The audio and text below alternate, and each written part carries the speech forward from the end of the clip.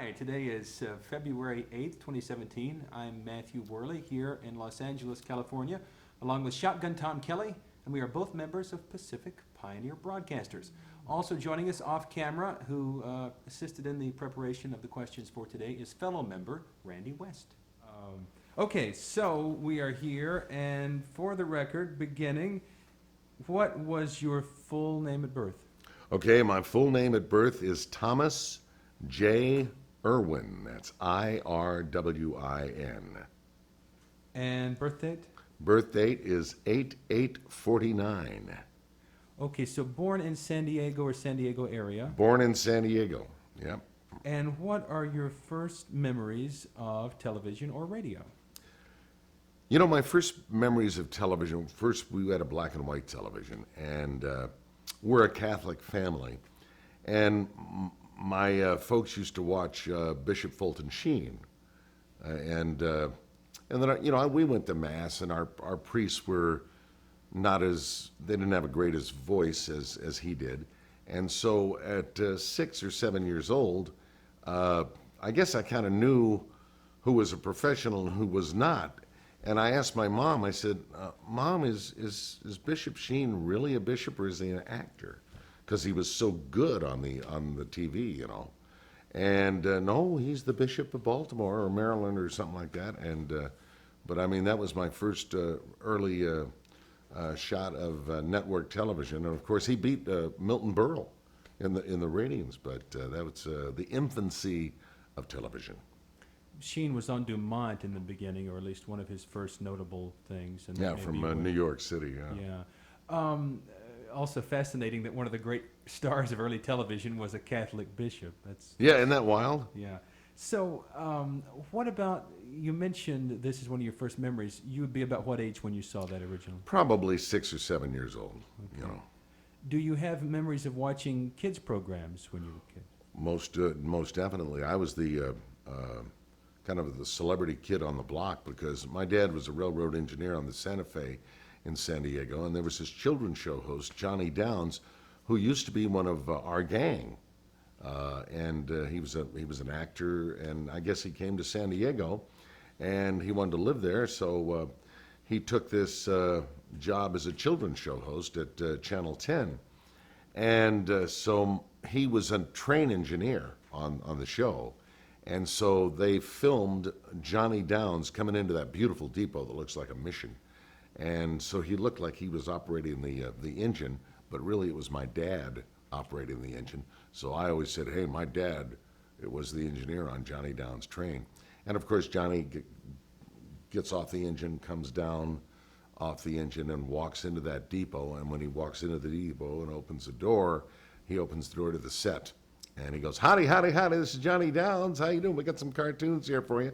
But yeah, it was back in the days in Los Angeles, they had Engineer Bill. So in San Diego, it was Johnny Downs. In the later years, he changed professions. Then he was a tugboat captain. And of course, he played Popeye cartoons, like Tom Hatton. So Johnny Downs became the Tom Hatton of San Diego, So this was a local San Diego kiddie host whom you watched? Yes, and I used to watch him every afternoon.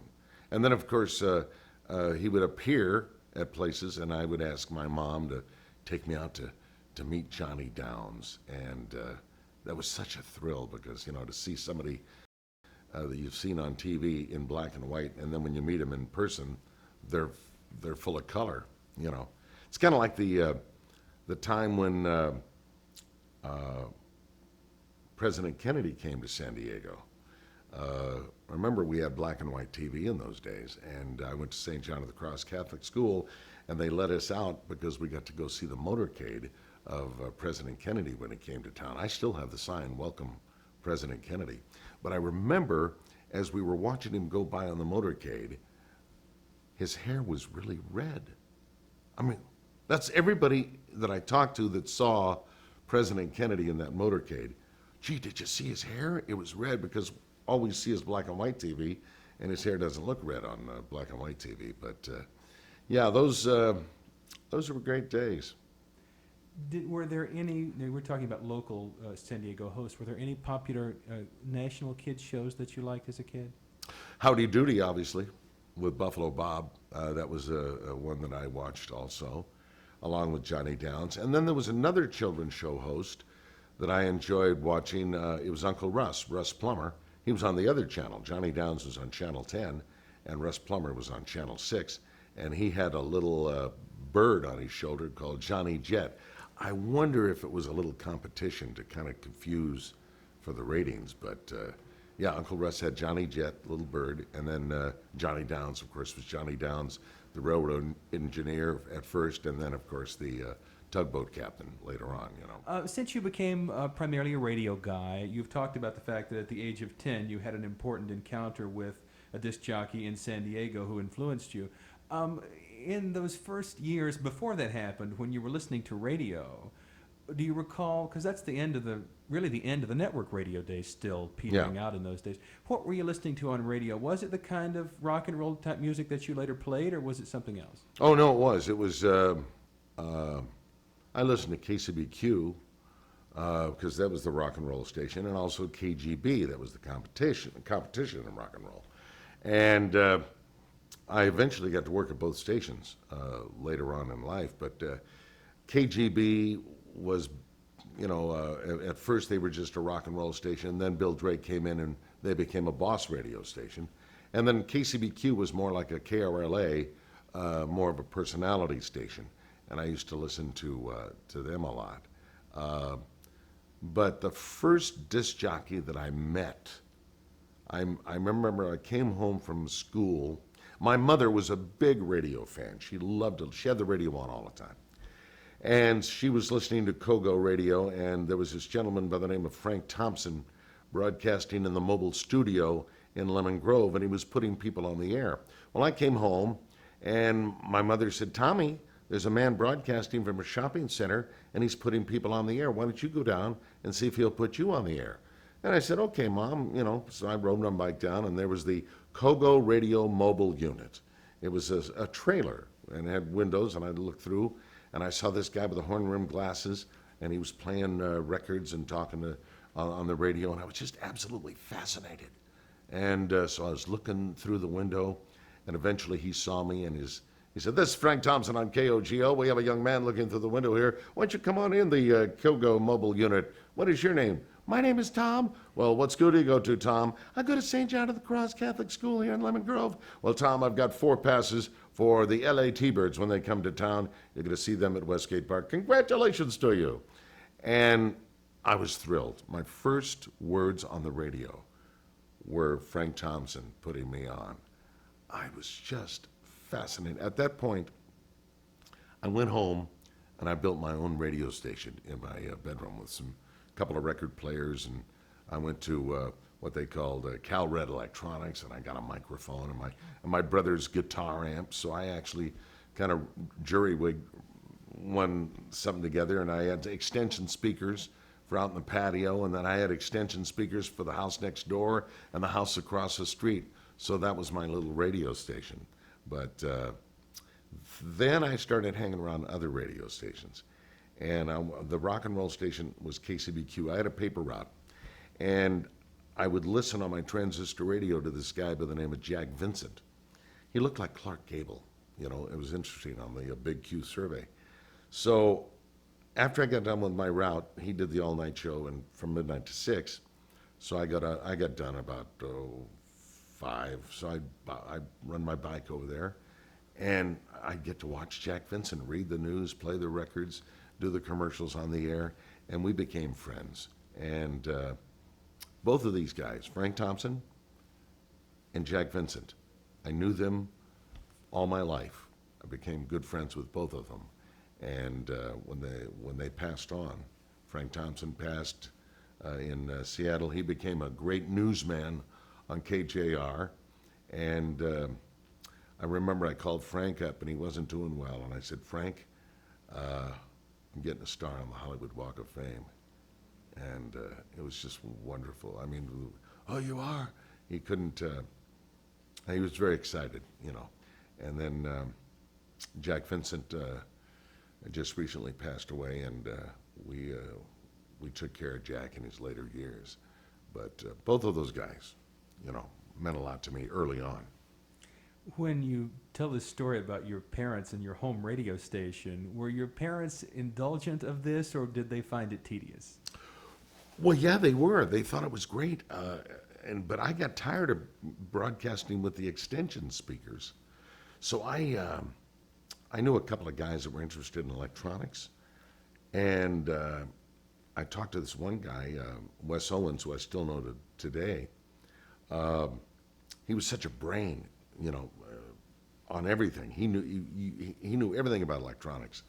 So he had this transmitter that he built on top of a cigar box and a power supply with a big tube.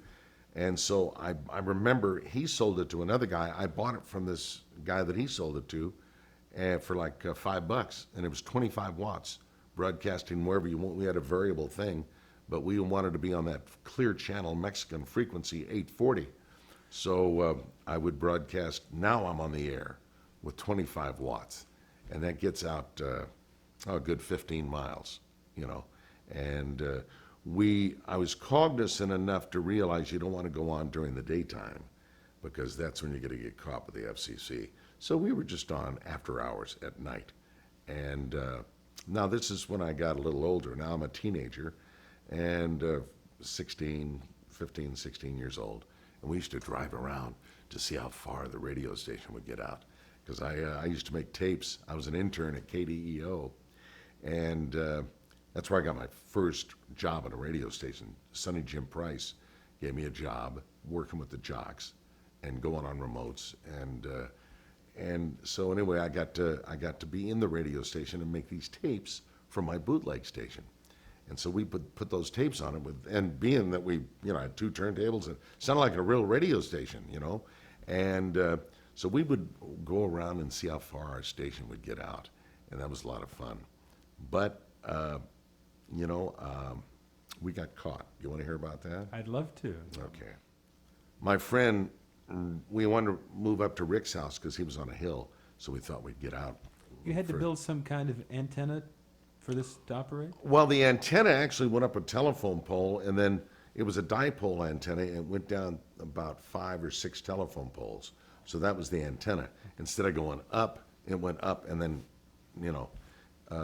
that's how we used to broadcast out. And so Rick was really into electronics, more than I was, and like Wes Owen. So Rick stayed home from school. I was at Mount McGill High School in Spring Valley. And I was always wanting to know if the Mexicans were using that frequency, 840, because it was a clear channel. So I would listen periodically to see if anybody was on there. So I'm in study hall, and I got, earphone up here. And so I tune into 840, and there's Stevie Wonder. I'm going, oh my God. Somebody's playing Stevie Wonder. The Mexicans probably are using this frequency. And then, are you ready for this? I came on after him. My friend Rick was playing a tape. He was on the air in the middle of the day. And I'm going, oh my God, this is terrible. So anyway, I was hoping that we wouldn't get caught. But my hopes were dashed, because when I got home from school, Rick had been visited by the FCC, and Clarence C. Spellman, the field engineer of the FCC office in San Diego, said to Rick's parents, your son has violated the Communication Act of 1934, which is punishable by a $10,000 fine or 5 years in jail. Well, that really, after Clarence Spellman left, Rick's dad went out and broke up the whole radio station with a sledgehammer. And so we had a hearing, and they gave us a warning. So I didn't get the fine, but I got a warning.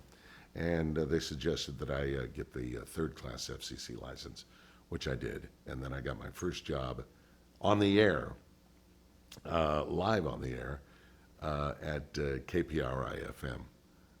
And it was on a Sunday show. How I got that show, George Manning, who was a weekender at KDEO, where I was an intern, said, hey, I got a Sunday morning shift for you. Would you like that? I said, I'd love it.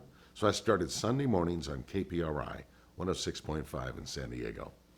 And they even had a children's block for 1 hour. So basically the station played jazz and middle of the road. But for that 1 hour, I got to be the Uncle Tommy show. And so playing Disney records and all that stuff. But that was my first live presentation on radio. It was on KPRI. One last thing before we talk about these credits. Did you have to attend this hearing physically, the FCC hearing in person? No. The FCC had the hearing, and evidently they got a letter. We got a letter. Because you weren't the one actually doing the illegal act at the time they were caught. Someone else was. You were just the voice on the tape. You know, when I speak at colleges, I spoke at Mount Sac College this last week, and I told them the story. And I remember my mom and dad would, I'd be on the air after 5 o'clock. They'd bring our relatives in, or, hey, look at our son. He's staying out of trouble, staying off the streets. He's not stealing stuff out of stores. He's got a wonderful hobby here. What they didn't realize, I wasn't committing local crime. I was committing federal crime. So, KDEO, you get your first job as an intern. 13, is that right? 13 years old? Yeah, about 13 years old. How did you get them to give you that slot, and what more or less did you do? Well, and were you paid? I was paid $1.25 an hour, but how I got the job, I was hanging around, the guys would let me in. George Manning be on the air, he'd let me in. Ray Willis, who was there, who later became the voice of the Barbara Walters show. But anyway, these guys were on the air, and they liked me, and Sonny Jim Price was the program director, and so he wanted to add a record, and he wanted a teenager's opinion of this song, and so he said, "I want to take you in. I'm going to play this record," and he played me the song, and I want to see if you like it. So I was listening to the song, and I thought it was great, because he was going to be the first radio station in the country to add this new song by this questionable group, because nobody else was on it, kind of like a folk group, more than a rock group. But anyway, he played the song for me. I really enjoyed it, and he said, well, what do you think? Should I add it? I said, I think so. I think it sounds great. And the record that he added, he was the first program director in the country to add California Dreamin' by the Mamas and the Papas. So from there, you get a job. Yeah, at that point, he said, well, listen, how would you like a job at the station? I need somebody to go out at remotes and help the jocks, rip the news and give out the trinkets and stuff. So I got a job at the radio station and working at KDEO, $1.25 an hour. And then, of course, I had access to that production room, and I could make my tapes for my little bootleg station, so made it sound very professional. But yeah, that was my first off-the-air job. But the first on-the-air job was the very, very first. I was working for a guy by the name of Chuck Johnson, who was in the Logan Heights area. So he would have us tape our shows on a station called Rock 95, and we would tape our shows, and then they would truck it across the border and broadcast it on XEGM. But that was a taped thing. I wanted to be on the air live. So when George Manning gave me the opportunity to be on live and do this Sunday morning show that had a children's radio show on there, I just stopped Rock 95 and I went to the live broadcast. So, Wolfman Jack, with whom you would later have a relationship, he's most famous for having broadcast from across the border to the States. So, between KDEO and KPRI, you actually had another gig doing that same thing he did, which is broadcasting back to the States. Yeah. I really don't tell that story because it didn't last too long, but I thought for this purpose, I might go ahead and include that. Big fan of Wolfman Jack. I used to love to listen to him on XCRF, Acuña, Coahuila, Mexico, I think, 150,000 watts. And he used to have these record packages that he used to hawk. And this album, now you got to realize Wolfman was just starting out with that shtick, And so he did an album where he did the, songs. Let me tell you about Oop Oop a Doop, Wolfman Boogie Part 1, Wolfman Boogie Part 2, have mercy, baby. And he kind of sounded very raw, or very young. He developed later on into a polished Wolfman. But he had this album, and I had this album, and I loved it. I used to play it on my little bootleg station, too. Yeah, later on in life, I got to meet Wolfman. We became friends, and I used to take this album that I bought when I was a kid, and when he would come into town to be on the Roger Hedgecock show or the Stacey Taylor show, these are talk show hosts, and I would give the producer this album, and they'd, that would be bumper music to get the 10-second delay going. Roger Hedgecock would be on the air and say, well, we have Wolfman Jack here with us today. Hey, we're playing some of your songs. Oh, man, that's a terrible record, man. Where'd you get that? Don't ever play that on the air again. That's awful, man. Oh, my God, where'd you get that? Wait a minute. I know where you got that.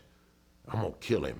And I was listening, So he said, don't ever, that's, because a lot of times us radio guys, when we're first starting out, we don't want to hear old air checks of ourselves because we weren't that good.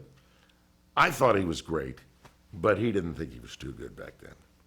So you get your first, kind of in a way, your first real radio gig, KPRI. This is what we would call MOR station, Yeah. or pop standards types, the traditional pop station. Right. You had been interested in rock and roll. You'd been listening to people like Wolfman. How did you feel about getting an MOR gig? Was that okay, or did you think this is not what I want to do? Oh, no, it was okay because Frank Thompson, excuse me, excuse me, man. No, it was really okay because Frank Thompson on Kogo Radio played Tony Bennett, Frank Sinatra, Sergio Mendes, Hank Mancini. These were the songs that we were playing on KPRI. So, being a big fan of Frank, I got to actually be like Frank on KPRI. And I still hung out with Frank when he did his remotes. And he was very proud of me that I got this job at an FM station. But, yeah. So, no, I didn't mind. To answer your question, I didn't mind playing middle of the road. I felt like Frank Thompson. Uh-huh. And later on, when I got my rock and roll gigs, I felt like the guys that Steve J, Seamus Patrick O'Hara, some of the guys that I used to listen to when I was a kid. Seamus Patrick O'Hara was on KCBQ at the time. Steve J was over at KGB. Chuck Cooper was another KGB jock that I used to listen to. And, I got to be friends with all these guys, So and they're still my friends today. It's great. When the Boss Radio thing happened in '64 here in Los Angeles, it certainly had an impact on radio around the country, including in San Diego. Yeah. How did you notice radio changing as you were a listener and an aspiring disc jockey in those years in San Diego? And to what degree were you aware of what was happening up here? Were you DXing and listening to stations up here too? Oh, most definitely. KHJ was just a phenomenal radio station. I mean, that was the ultimate radio station to listen to, from Los Angeles. And then, of course, Bill Drake made KGB KHJ of San Diego. So KHJ was a little hard to pick up in San Diego, in 93. But we had Boss Radio with the Johnny Man jingles, Boss Radio, 136 KGB. In fact, there's a videotape recorded in 1972 when I worked at KGB, and we used the Johnny Man's jingles, And so that's the way that went, KGB, San Diego, and those were the Johnny Man singers are the greatest singers in the world, man, for radio jingles. And the Johnny Man singers did 93 KHJ, so it was great. But this time, are you thinking, after having seen this revolution in radio, are you now thinking, I want to be a boss jock? Is that a thought that was in Yeah. your head specifically? Yeah, I liked KCBQ. KCBQ had a different jingle package. I believe theirs were recorded with Pam's jingles in Texas, you know, and it was more of a, instead of 136 KGB, it was like KCBQ, San Diego, you know, 11.7 KCBQ. And they used to use the Sonobox, you know, 11.7 KCBQ, number one, you know, that kind of stuff. So it was a different kind of a presentation for rock and roll radio. But I was more leaning toward the boss radio thing because I wanted to be a boss jock. And I got my wish later on. 1969, you, after leaving high school, you go, I think that's the year, or around that time, you go to engineering school and to get a FCC license. Back in those days, they always told us over at KDEO, you had to have a first-class FCC license to work at KDEO. And that's why I could never have a job over there, is because I didn't have a first. I had a third-class license. So a lot of the jocks went to a place called Ogden's Radio Operational Engineering School. And at first it was located in Burbank on Olive. And then Bill Ogden moved the school down to Huntington Beach and built a dormitory and everything on Warner Avenue. And so that's in 1968. By the way, you're close, Matthew. 1968 is when I went to Ogden's radio school. And they said, if you get that first-class FCC license, that was called a ticket. You had that, you had a job.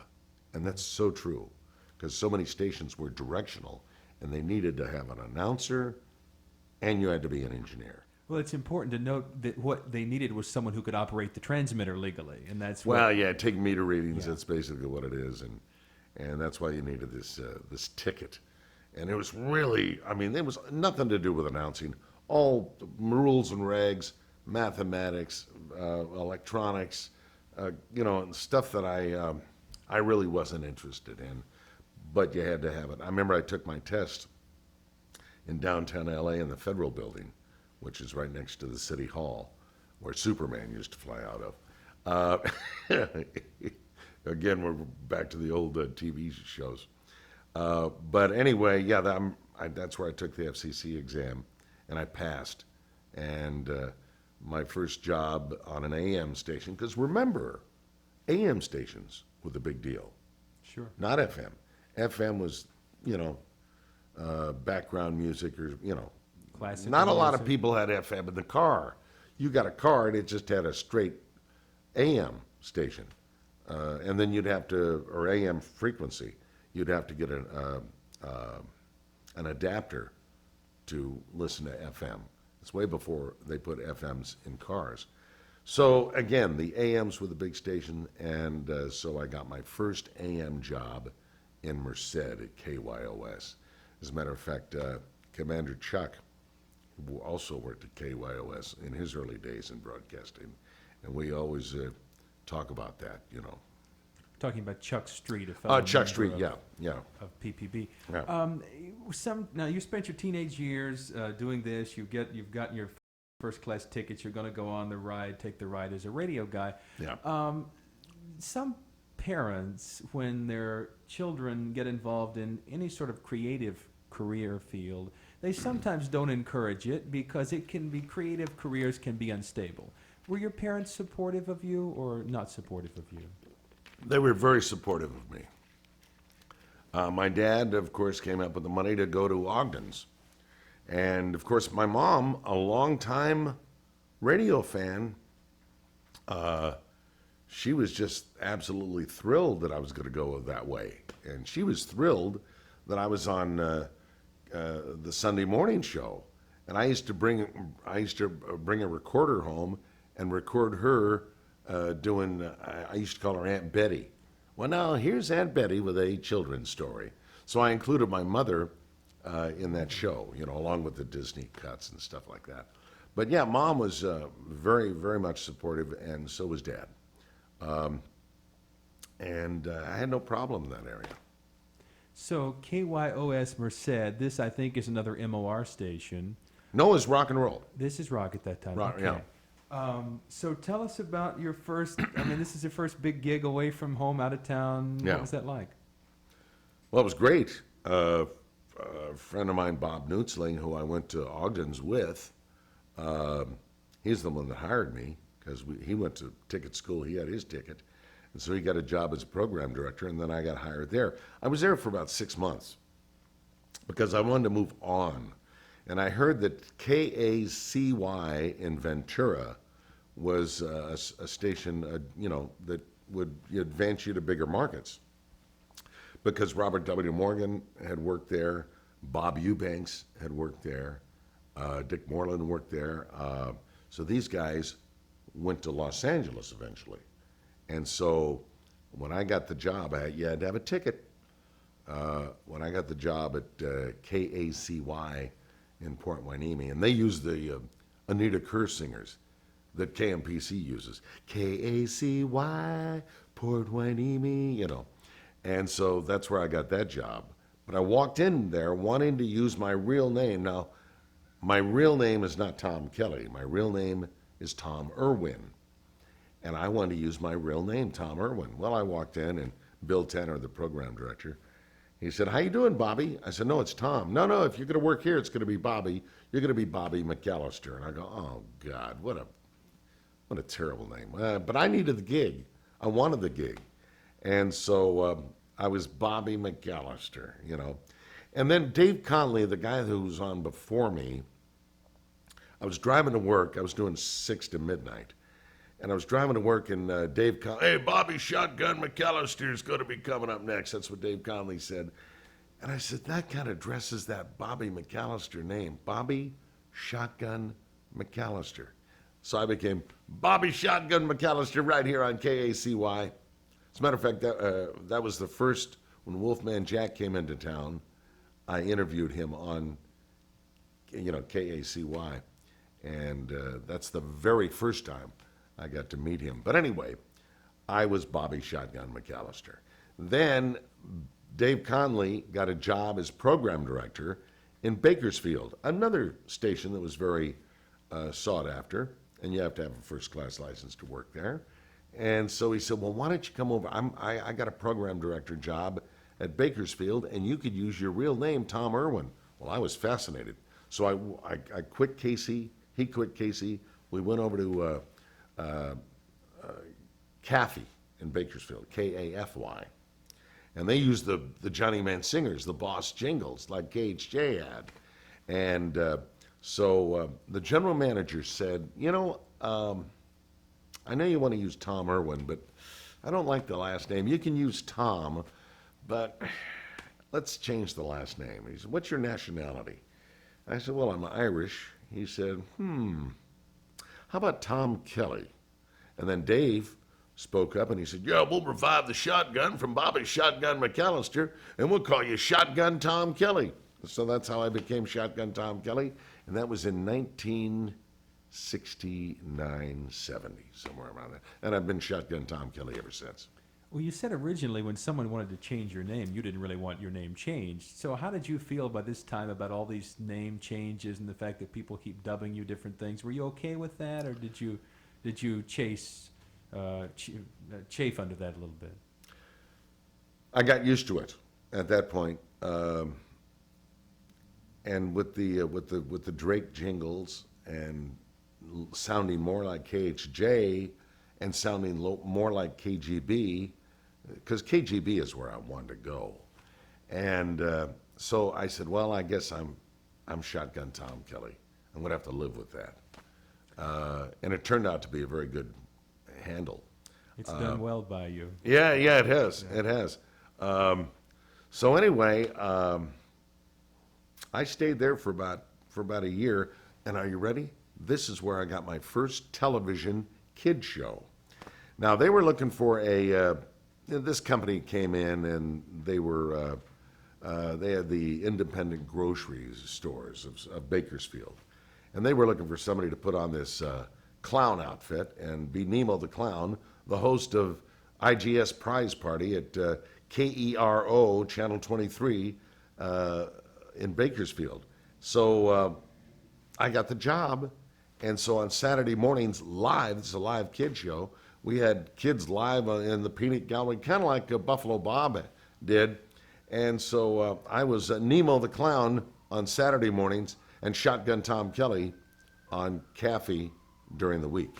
In those days, the concept of being a broadcaster in the classic sense was that you did lots of different things in broadcasting, because in those days, local television stations all had their own content that they produced, and there were lots of jobs. There, not just radio, lots of local TV jobs.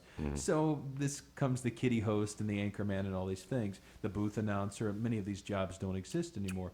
So when you get a job, now you're like not only a disc jockey, you're also a local kiddie host. Yeah. Is that something that was something you had ever considered doing? Did that come out of the blue? Were you excited about that? Yes. And I'll tell you why I was excited, because I was a big fan of Johnny Downs. And I wanted to be like Johnny Downs someday, but radio came along, so I didn't get that opportunity. So remember, I did the, early on at KPRI, I had a little taste of doing a children's radio show.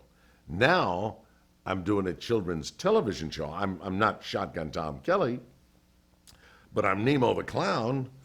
And I remember Randy West, he's such a funny guy, man. I show him pictures of me as Nemo the Clown, and he goes, "Oh my God, you look like John Wayne Gacy." And I've used that many times because it gets a lot of laughs. But yeah, I'm like this, you know.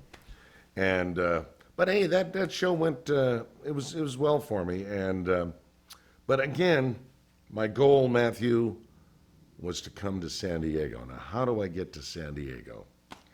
Well, I heard there was an opening at KGB. Now, the program director at KGB at that time was Charlie Van Dyke. I didn't know Charlie. I used to listen to him on the air at KFRC. He was a morning man. I used to listen to tapes of him when he was a morning man at the Big 8, CKLW. And now he wanted to be a program. I don't know why people want to be program directors. But he really, I mean, he was a fantastic air talent, wonderful voice, great morning man, and he wants to be a program director. I don't get it. But anyway, he got a job and Bill Drake gave him a program directorship in San Diego at KGB. Boss Radio, 136 KGB. So I sent a tape, one of my tapes from Caffey. And you got to realize, I know who Charlie Van Dyke is. I've listened to him for years. And I get this call. So, yeah, Shotgun, this is Charlie Van Dyke. I'm going, habra, habra, ha, habra, habra. You know, it really is him. He says, I got your tape. And he says, you know, I think it sounds too good. I'm going to, when you least expect it, in the next couple of weeks, I want you to do really good shows. I'm going to come into Bakersfield and listen to you live to see if you really sound that good. I go, okay, so make sure you do good shows from here on out, because you don't know when I'm coming in. I said, okay, yes, Mr. Van Dyke, I will. So I'm going, I got a call. I told Dave, I got a call from Charlie Van Dyke, man. He liked my tape, but he wasn't sure if it was altered or edited. So he was going to come in and listen to me. So a week went by, no Van Dyke. I'm going, oh man, maybe he's not going to come by. Then in the middle of the second week, there was a skinny guy with a beard outside the station. We could see people drive up. The station was at the transmitter. And I've seen Charlie on surveys and stuff like that from KFRC. It was really Charlie Van Dyke. So anyway, I let him in. And so I got off the air, and he said, let's go to dinner. So we went to dinner, and we had dinner, and after dinner, he said, well, Shotgun, how bad do you want to come to KGB? I said, Charlie, more than anything in this world. And he stuck out his hand, and he said, welcome to KGB. So I gave my 2 weeks' notice, got into KGB, and he's such a class act. He had stationery with my name on it, business cards, and notepads. And he says, Shotgun, you're to go over to Cinera and get your picture taken for the Boss 30. They had the Boss. I'm gonna get it. I'm gonna be on the Boss 30, man. And so it was just so great. And got my picture on the Boss 30. Worked with Van Dyke for a good 6 months. Well, KCBQ was really coming up in the ratings because Buzz Bennett had been program director before Charlie, and I guess he wanted the program directorship of KHJ, and Bill Drake didn't give it to him, so he said, okay, I'm going to go across the street to KCBQ, and I'm going to beat KGB. And that's what Buzz Bennett did. So he went across the street. Now we're in a radio war. KGB, I remember giving away, cars, track homes. I mean, it was amazing. And same way with KGB, giving away money and cars. It was an incredible radio battle. And Buzz Bennett, I guess, outperformed Boss Radio and became the prominent station. Well, Bill Watson came to town. Mr. Bill Drake sent him, it's his lieutenant. And so he came to town, and they thought maybe I wasn't ready for KGB, so they were going to send me to Fresno, to Kino in Fresno. This is my hometown. I was working 9 to midnight at KGB, and I really wanted to stay there. But they call it a transfer. Well, I was crushed. Well, Rich Brother Robin was the assistant program director of KCBQ at the time. Buzz Bennett was the program director. And so they were robbing the jocks. They robbed Bobby Ocean. They robbed Peter Huntington May. They were taking the jocks from Charlie, and now we're on KCBQ. So they robbed me, and I went over there. Because, I didn't want to go to Fresno. So they offered me a job at KCBQ, and that's where I went. And we beat KGB back in those days, Buzz Bennett. Well, KCBQ became a legendary station in its own Yeah, right. it did. What you're saying, in essence, you get this job that you've aspired to have for many years, and then after having it a short time, they say maybe you're not delivering or performing up to the level that we wanted. Did they give you warnings up to that time? Did they have meetings and say it's not going quite the way we want? Did it come out of the blue? What did they do? Really came out of the blue because one of the jocks that used to be on KCBQ wanted to come over and work with Bill Drake. He had worked there before. His name was Bob Elliott. I used to listen to Bob Elliott when I was a kid, and Bob Elliott eventually went to San Francisco, and he was K.O. Bailey then. But he was a great jock, and so they wanted to bring Bob Elliott back to KGB. So Bob Elliott took my place. They needed to make an opening, is what you're saying. Yeah, they needed to rob a jock that was over at KCBQ, and Buzz Bennett had fired Bob Elliott. He didn't like Bob Elliott. Mm-hmm. So Buzz fired a lot of the jocks over there, and so basically it was, people were going across the street. You can't do that anymore, with the way radio is today. But, if you get fired from one station, you just go across the street to another station owned by a different company, and you had a job. Back in those days, we keep talking about Bill Drake, legendary programmer. Did you have any occasion to meet Drake during these years, or was he always in Los Angeles and not around? Yeah, didn't have an opportunity to meet him. Not then. I met him later on when I came to K-Earth. But he was kind of the Wizard of Oz, I guess. He sent his lieutenant out, Bill Watson, to pull the tricks or whatever they're going to do at the station. So tell us about fun-loving KCBQ. Yeah. Well, first of all, he changed from fun-loving KCBQ to KCBQ, Keeps on Truckin'. He had Bobby Ocean doing the promos, KCBQ, Keeps on Truckin'.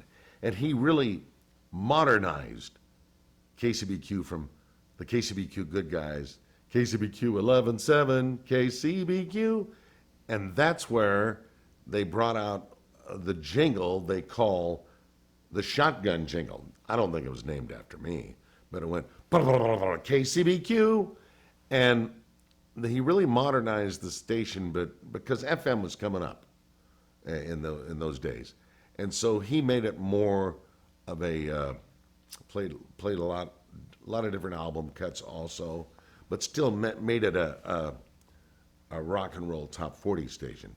And I remember to make it a little brighter than KGB, they used to speed up the songs just a little bit. So, and here's another thing that they used. We played a lot of commercials over at KGB. We played a lot of commercials at KCBQ.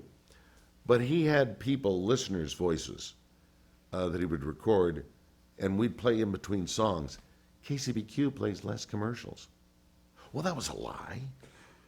We played it just as much, if not more than KGB. But these little subconscious things. KCBQ plays less commercials than it was over the intro of a song. And people started believing it. And little stuff like that, Buzz Bennett was a tremendous program director, and he used to think up these great contests that related to the music. I remember this one record promoter came into town, and he had a new Rod Stewart song that he wanted to play, and it was Reason to Believe. They thought that was going to be a really big tune for Rod Stewart. And so they came into Buzz's office, and he played the song. I was there, as a matter of fact. And so they played Reason to Believe by Rod Stewart. It was a great song. But then Buzz Bennett says, hey, and he sounded like this, man, and he goes, well, that's a nice song, man, but I'm going to flip over and see what the B-side sounds like. And the record promoter, I remember, he said, no, Rod Stewart doesn't like the B-side. There was a mistake from the bass player. It's just not, we just threw it on there to fill up for the song we really want you to go on, and that's Reason to Believe. And he goes, well, I'm going to take a listen to it, man. So he listened to the B-side, and he goes, hey, you know what, man? I like the B-side better than the A-side. Oh, no, Rod Stewart hates, you can't do this. Well, I'm going to do it, man, and I'll tell you what I'm going to do. I'm going to create a contest around the B-side, man, to promote the record. And I'm going to say, count the number of times KCBQ plays Maggie May and win $1,000. We broke Maggie May. My. Yeah. Now, the bass player on there, I talked to Jason Sheff from Chicago because I knew that there was a mistake from the bass player. Ron Woods was the bass player on there. I guess he was a little blown away at the session, and he was off on his bass playing. But I think the off bass playing made the song. But yeah, we broke it, and they had a big contest. Count the number of times we played Maggie May. Everybody had the right answer. It was 13 times. And Buzz did the promos, and it was great. He said, count the number of times KCBQ plays Maggie May and win $1,000. In case of a tie, we'll draw. And you could enter as many times as you want. So people wrote in 13 times, and they entered 100 times. I remember this friend of mine, Joe Renzi, he's blind, and he was a professional contester on all the stations. I mean, he must have entered 2,000 times. He had the right answer. So we put all the entries into a pickup truck and had the listeners come out to the station in Santee, and that's where the towers were and everything. And so we pulled out Joe Renzi, and Joe Renzi had and I remember that because Joe was just a contest freak. He would play all the contests and win. As a matter of fact, the stations said, Joe, you can't win anymore. And I remember I was over at his house at KGB when they were playing the KGB Jock in the Box. This is before I even worked there. I was liking to work there, but he said, would you like to win some money? I can't play, but you can. I'll split the money with you, and like that. So Dick Saint was on the air, and he said, hey, we got Tom Irwin. Tom Irwin, how are you, man? Okay, who's going to come up in the KGB Jock in the Box? I said, well, it's going to be Bill Wade. Okay, let's see. So you got to realize Joe would listen to where the rotating cart on who was coming up next, and he would note that down. Also, Joe Renzi was a ham operator, and instead of using the dial, he used the phone to dial in. 2 clicks is 2, 9 clicks is 9, and he'd get in before anybody else. So that's how I got in on the Dick Saint Show. So anyway, I said, Bill Wade. Bill Wade pops up, and I won $300, and I had to split it with Joe. But Joe was an old friend of mine from when we were kids, and he eventually got a job in the Navy as a programmer. And a blind guy who's an absolute genius. A lot of blind people that I meet are absolutely geniuses, like Diane Shore, the big band singer, and of course, Stevie Wonder. If the notes are correct, in 1972, you later go back to KGB after having been transferred away from there. How did that happen? Well, I did a stupid thing. Sometimes you do stupid things. Buzz, I really admired Buzz tremendously. And Buzz got a raw deal from the people who owned KCBQ at that time. I think it was Charter Broadcasting, the Ladies' Home Journal. They owned a lot of those things. So he walked out. So to show support, and this is very stupid, I walked out with him, along with a newsman and 3 other jocks. So Bobby Ocean was over as program director at KGB, and he says, hey, why don't you come back over? And this was in 72. Just come back over, and you can work at KGB again.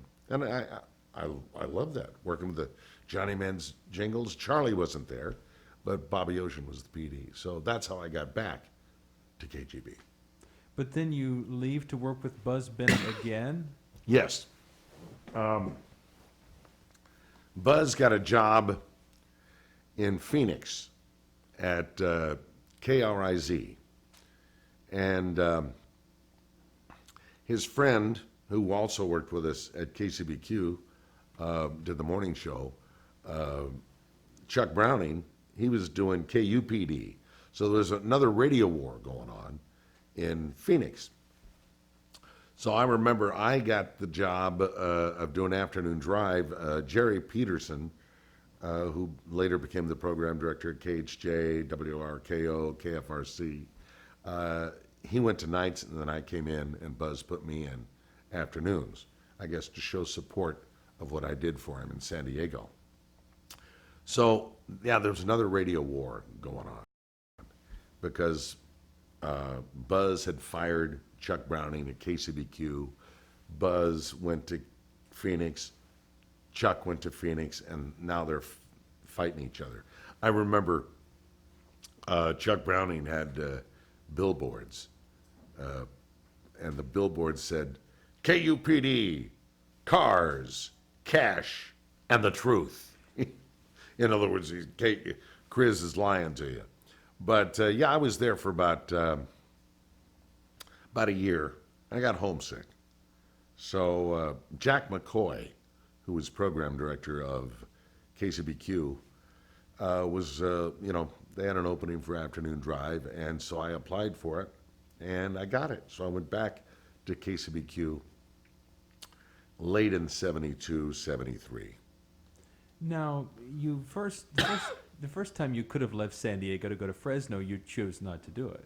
Yeah. The second time to go with Bennett, you do go to Phoenix.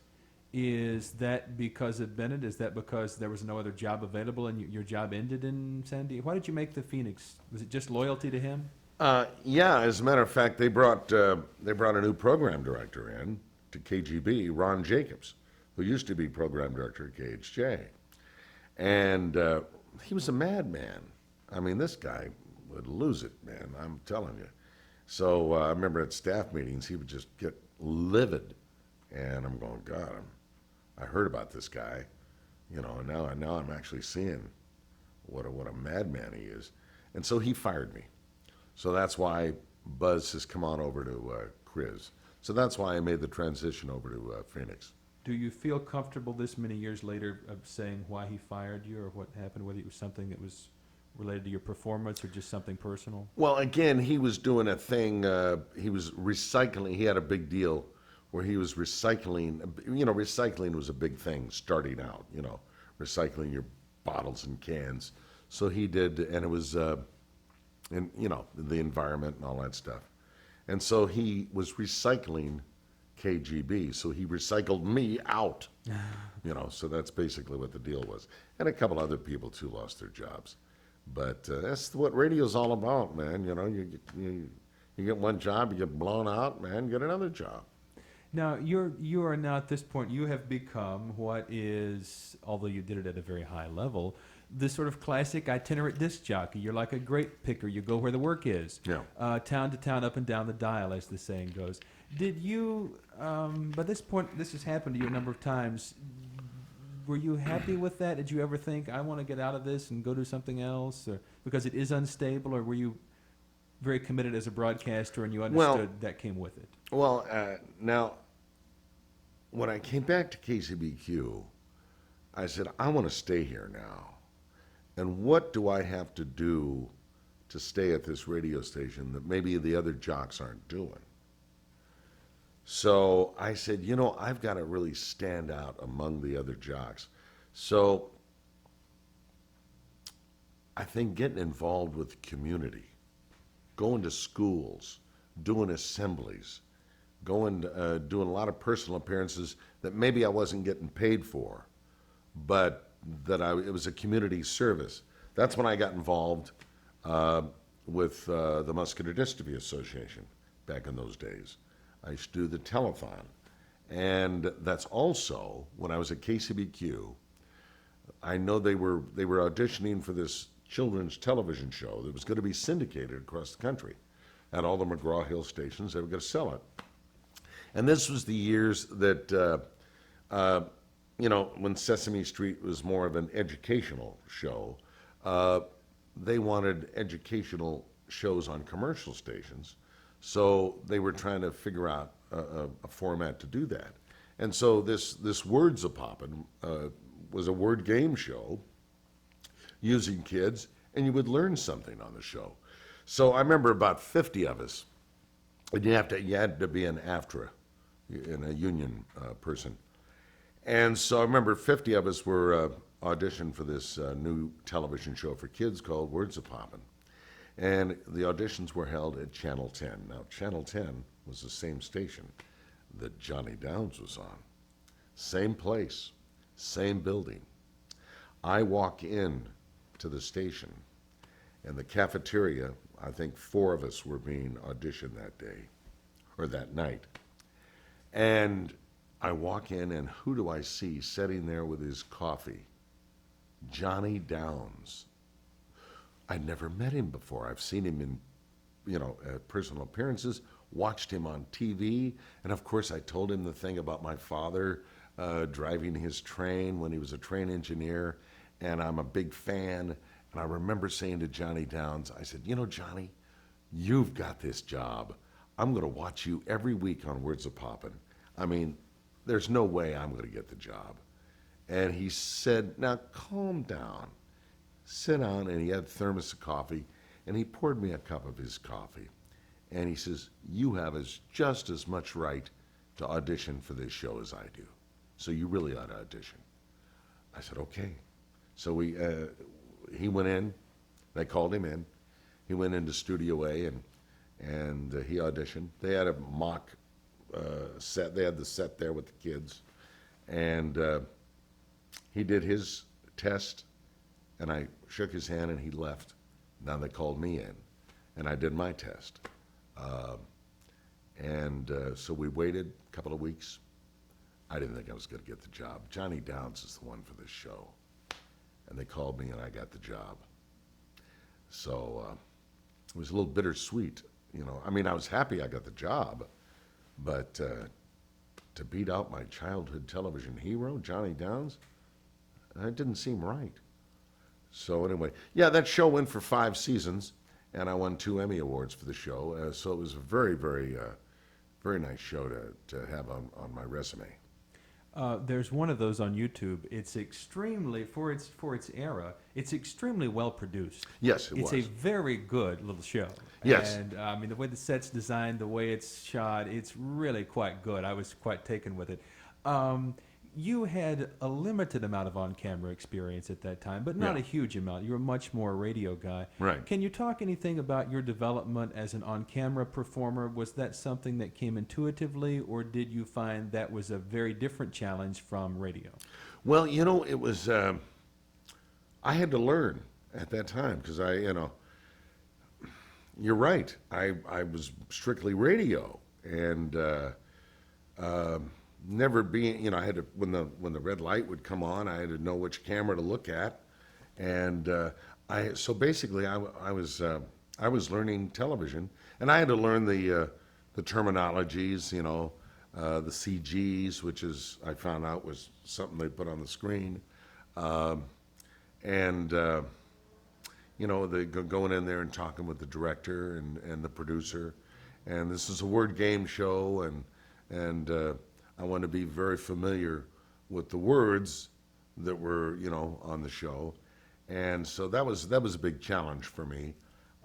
It just seemed to work out. But yeah, to answer your question, Matthew, I had to hit the ground running and just learn TV as I went along.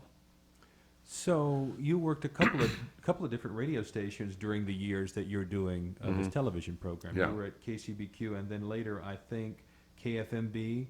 B100, yeah. So again, your career is a little bit unusual in that a lot of guys, they don't go to the same station 3 or 4 times. I mean, most guys, they're in, they're out, and they don't come back. But you obviously were able to, because of good relationships, I guess, you were able to return to these stations. You'd be back at KCBQ again later. Yeah. Tell us about KFMB. Well, again, there was a war going on, and this is when FM was trying to get into the rock and roll top 40 era. And Jerry Peterson came in to be program director of KCBQ. And he started firing my friends and bringing these guys in. And so he didn't fire me because I was still he wanted me to do the afternoon show. But Paul Palmer and Bobby Rich were putting this FM rock and roll station together called B100, KFM, BFM, and it was really high energy. And that's what I was all about. My content is, you better believe it, baby, come on! That's always been my deal. So the KFM, BFM, San Diego, Shotgun Tom Kelly, you better believe it, baby. I did that sound because I guess it also made me different, like along with the Ranger hat and stuff like that. So anyway, they wanted me to be a morning man. I had no desire to get up in the morning, man, and be a morning man. So money speaks. They gave me some dough, a lot more than I was making at KCBQ, and I went over and I was B100 mornings, with Bobby Rich being the program director and Paul Palmer being the general manager. So the decision to make the jump, even though you didn't want to be a morning guy, was just the money thing. You take the money. Money thing, and then of course, I saw that AMs were starting to, be quiver because the FMs were coming up. Yeah. And a lot of people were listening to FM, and to have a rock and roll station, I mean, a really high energy rock and roll station on FM was really something I think that was unbelievable, because a lot of the FMs to AOR, KGB FM, which Ron Jacobs put on the air, was, AOR, coming up next, could have this, that, and that, it wasn't really low energy. But B100 was high energy, more of an AM sound on FM. So I really was ready to experiment. Well, you've mentioned album-oriented rock. We mentioned MOR. All your fans today know you as a boss jock, and we think of you as that high-energy guy that you're describing. When you had those other jobs in the early years that were different formats, did you enjoy doing those, or do you think that you bristled under those and wanted to get back to being the high-energy guy? You know, all these jobs, whether, it's KPRI playing middle-of-the-road music, as a matter of fact, that's as a kid in high school playing middle-of-the-road music on KPRI, I really got a love for jazz and middle of the road. And I remember it was 1966 when I was working at KPRI because we played Sergio Mendes in the Brazil 66. So I didn't like playing it then, but as I got into, being a rock and roll jock, I look back and I'm going, gee, I love that jazz stuff. I love Sinatra, Tony Bennett, Sergio Mendes, Gabor Szabo, Walter Rondelli, these great songs. And so I'm a jazz guy to this day, So, it was to answer your question, no, I didn't bristle. I accepted whatever came my way. And it was always a learning experience, lifelong learning to do these formats, and it was really enjoyable. You won a couple of Emmys around this time. That's television again, not radio, but you've got to be darn proud of those. Is there anything you would want to say about winning Emmys, about the process of being in consideration for an Emmy, anything like that? Well, I was thrilled to be, the station put basically how that goes, the station puts your name in, and this committee that's not in San Diego, the NATIS committee, is in another city. So they don't know who you are. They don't know that you're a radio guy. They just judge you on your television performance. And I guess I brought some of my high-energy radio performance into the television deal, and they found that new and exciting, and so it really paid off on my television presentation. And I used to, come on. We did a show with a live audience, and we did 5 shows at a time. We do 3 shows on a Saturday because kids are out of school, and we'd fly the kids and their parents in from the other cities, Indianapolis, Denver, wherever the show was played. And so it had a big budget, which was wonderful. And I remember I was getting talent and residuals for that show for a few years, and that was always. I remember I bought my first house with the money I made on that show. But yeah, it was a show that had a budget, and they were very proud of the show. They were selling it, they were making money on it because it's all about the money. But yeah, I was just so proud to be a part of it. It was great. Winning the Emmy Awards, they did all that. They put my name in, and I remember the Emmys were broadcast live on Channel 8, and I was sitting in my seat, and this is my second Emmy, and I'm going, I already got my first Emmy. They're not going to select me again. So I kind of didn't believe it. And so I was in the seat at the big auditorium, and they had the big orchestra, and they had the see-through podium and all that stuff. And I'm going to tell you a little story that maybe you don't realize. So anyway, they said, the envelope, please. And this is on YouTube. You can look it up.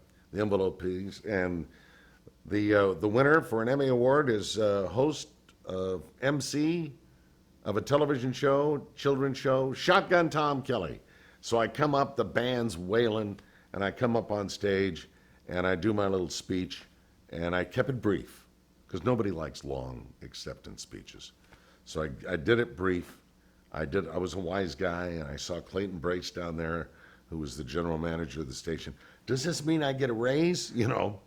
And I had a tuxedo from Genghis, and I plugged my buddy. Hey, I'm here in my tux, my Genghis tux, and I wanted to show you a picture of the crew, because I love the crew, the cameraman. They were just so wonderful to me. And so that's how I got that plug. Anyway, thank you, everybody. And I walk off stage, and the band is playing. I mean, it's big time. And I get down there, and there's a photographer from the San Diego Union Tribune. He said, "Shotgun, I took your picture." I said, "Am I going to be in the paper?" He said, "No, I can't put you in the paper." I go, "Well, why?" He said, "You had your zipper down." See-through podium, my shining moment, and I got my zipper down. You couldn't see anything. Don't worry about it. So, wasn't that bad. While at B100, you get another on-camera kids job, and this is the KUSI Kids Club, and you're also, if I understand correctly, you got that job off the back of having been a booth announcer at KUSI. Well, yeah, the KUSI TV was just coming on, and I'm doing my last year at B100. I didn't know it was going to be my last year, but they decided that I appealed to too young of an audience. So they had to let me go. They wanted an older audience. Nowadays, it's backwards. You appeal to too old of an audience. We want a younger audience. You just can't win with different things. So anyway, I was out of B100, and I needed a job. And so this booth announcer came along. And it's something that I wanted to do. And so I was the voice of the midday movie, the voice of the all-night movie, the morning movie. We did this all on tape. And I remember Mike McKinnon, the owner of the station, after a year that I was there, he says, "Hey, I got a cartoon package that I just purchased, and we want to create some sort of a kid show. And I know you did that kid show over at Channel 10. We're not going to spend that kind of money. But, would you like to be my on-camera kids host?" I said, yeah. He gave me a raise. So that's how the KUSI Kids Club started. And I loved it because it was like radio. I'd be doing my booth announcer job, and the director would say, "Okay, Shotgun, come on out, man, 5 minutes." So I go out on the set, and we had this set with toys behind us, and you had to be a KUSI Kids Club member, and if you called in, you'd get one of the toys behind me. So it was just like radio. I said, and it would be between, like we had the Teenage Mutant Ninja Turtles, I think, at that time. And so we'd break for a commercial.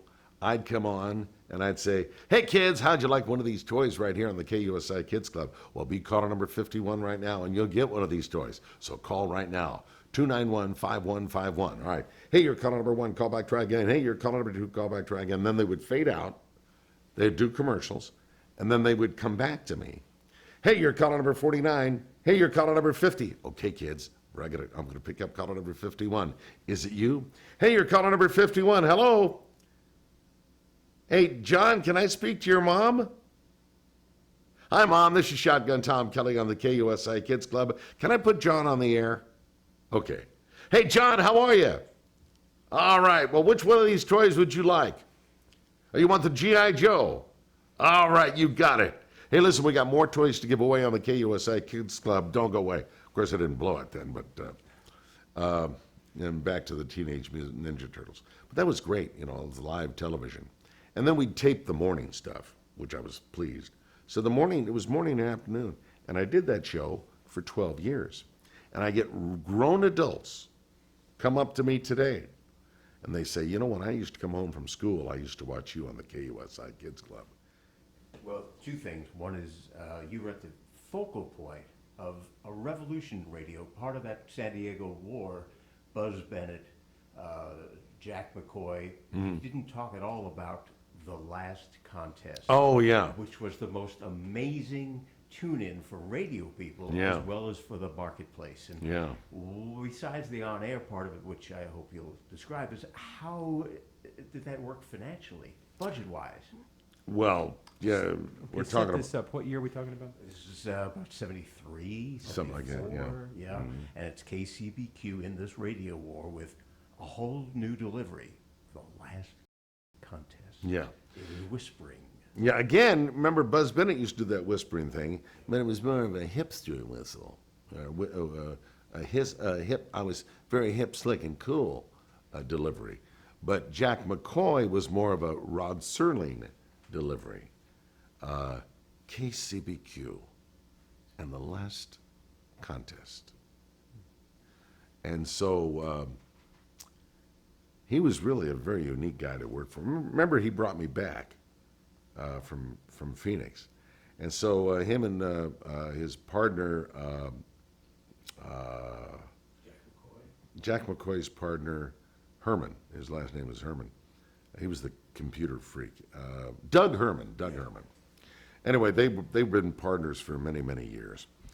And so they came up with this last contest, which is the most phenomenal contest ever, giving away Ferraris, Lear jets. I mean, we had incredible prizes. Oh, you know, I don't think we had the Lear jet, you know, but I mean, I think he got in trouble because there was a couple of prizes that he couldn't come up with. 1, 2 free cars. How many cars did they give away? Oh, many cars. Yeah, many well, cars. the joke was 1, 2 free cars. It was three. It sounded like 3. You only Oh, had yeah. 2. The FCC Yeah. cited him on that one. But that, secreted in warehouses throughout Southern California. Oh, yeah, that's him. Prize package number 72. Yeah. With a brand new Ferrari. Well, I think there was like 173 prize packages, so it was kind of confusing to the listener. Well, which one do you want? And so, thank God they selected the prize packages that weren't as expensive as maybe some of the other ones that they forgot. How did that work financially to even offer some of this stuff? Well, I guess Can we set up how this contest was played? We haven't really explained that. What is the last contest? Can the you last explain contest, if I recall, was. I'd forgotten how it was played. It was all smoke and mirrors. It was all smoke and hype. mirrors. They gave away nothing of real tremendous value, and few things they did give away of value, Yeah. they hyped it to death. Yeah. But what was amazing was just staging this thing that sounded like $1 billion, Yeah. which really wasn't, and this delivery. The music behind it was called Hair Pieces, and it was the very, very early Moog. Is that what it was? Yeah, it was an album of Oh, yeah. Moog stuff. And he would come on that thing, and people went nuts in the market and throughout the industry. You have Yeah. an air check of KCBQ's last contest? I know. I gotta hear that, I gotta hear. Nobody knows how it played, what they ever gave away, but it was most phenomenal tune-in radio, certainly for a decade. It really, and everybody brings it up. When I was there doing it, I'm going, when's this thing going to end? That's what I was saying. I think they had to write in, and then we'd call them. It wasn't a call-in thing. So I think there had to be something they had to listen and write in, and then we draw their name. So it was Buzzy, it was Jack McCoy? No, Jack McCoy at that time, yeah. It was Jack McCoy. And maybe he drew the prizes that we could afford. I don't know. Is there anything? So what we're saying is basically a contest where the prizes mostly don't exist. Okay. Right. So there We never had them. Okay, there were some things given away, but they were low rent prizes. Yeah, we went out and got them. Did anyone ever get cited on this? Oh, yeah. Well, tell us about that.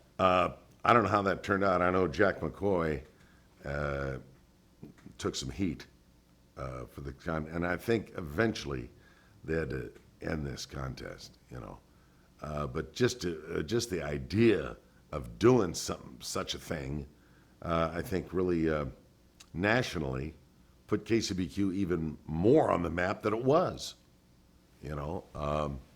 Charlie Tuna was there because he had, I guess, he couldn't work in L.A., so we brought him down to do mornings at KCBQ. I thought that was incredible.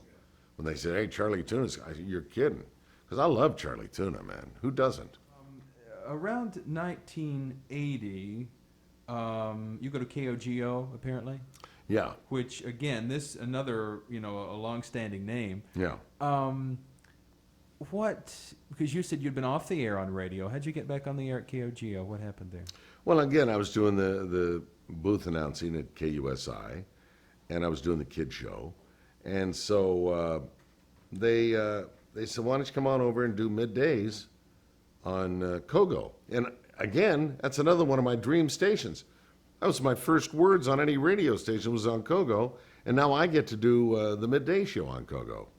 And so it was really weird because I was doing a weekend show, oldies show, from a restaurant called the Corvette Diner on KFMB, and then I would do a midday show for a little bit of, wasn't long, on Kogo for a while, and then that ended, and then I just continued to do the kid show and the weekend show on KFMB from the Corvette Diner.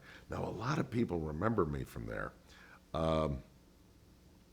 Mark Larson, the program director of KFMB, said, hey, listen, why don't you come over and do a weekend show, an oldies show?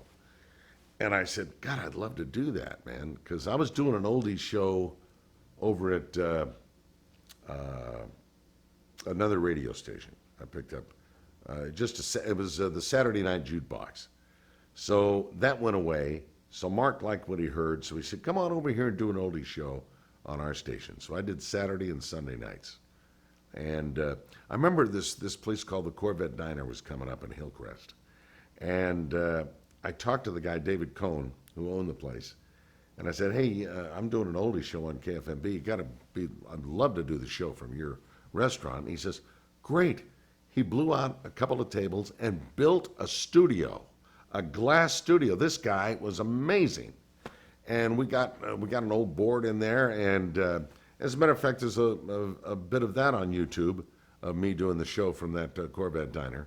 And I did that show for 7 years on the weekends. A lot of times it would be on before Padre baseball or on after Padre baseball because KFMB AM carried the Padres. So there was a big audience listening to the station. And a lot of people, again, to this day, not only do they come up to me and say, hey, you know, when I was a kid, I used to watch you in the KUSI Kids Club. I used to watch you on Words of Poppin'. Hey, I remember we had our birthday party at the Corvette Diner, and you wished us a happy birthday, and you came to our table, and it was so nice. As a matter of fact, I did that a lot, you know.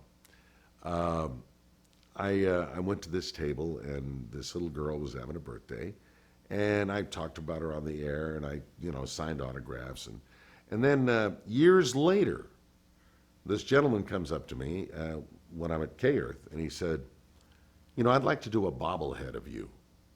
And I said, really?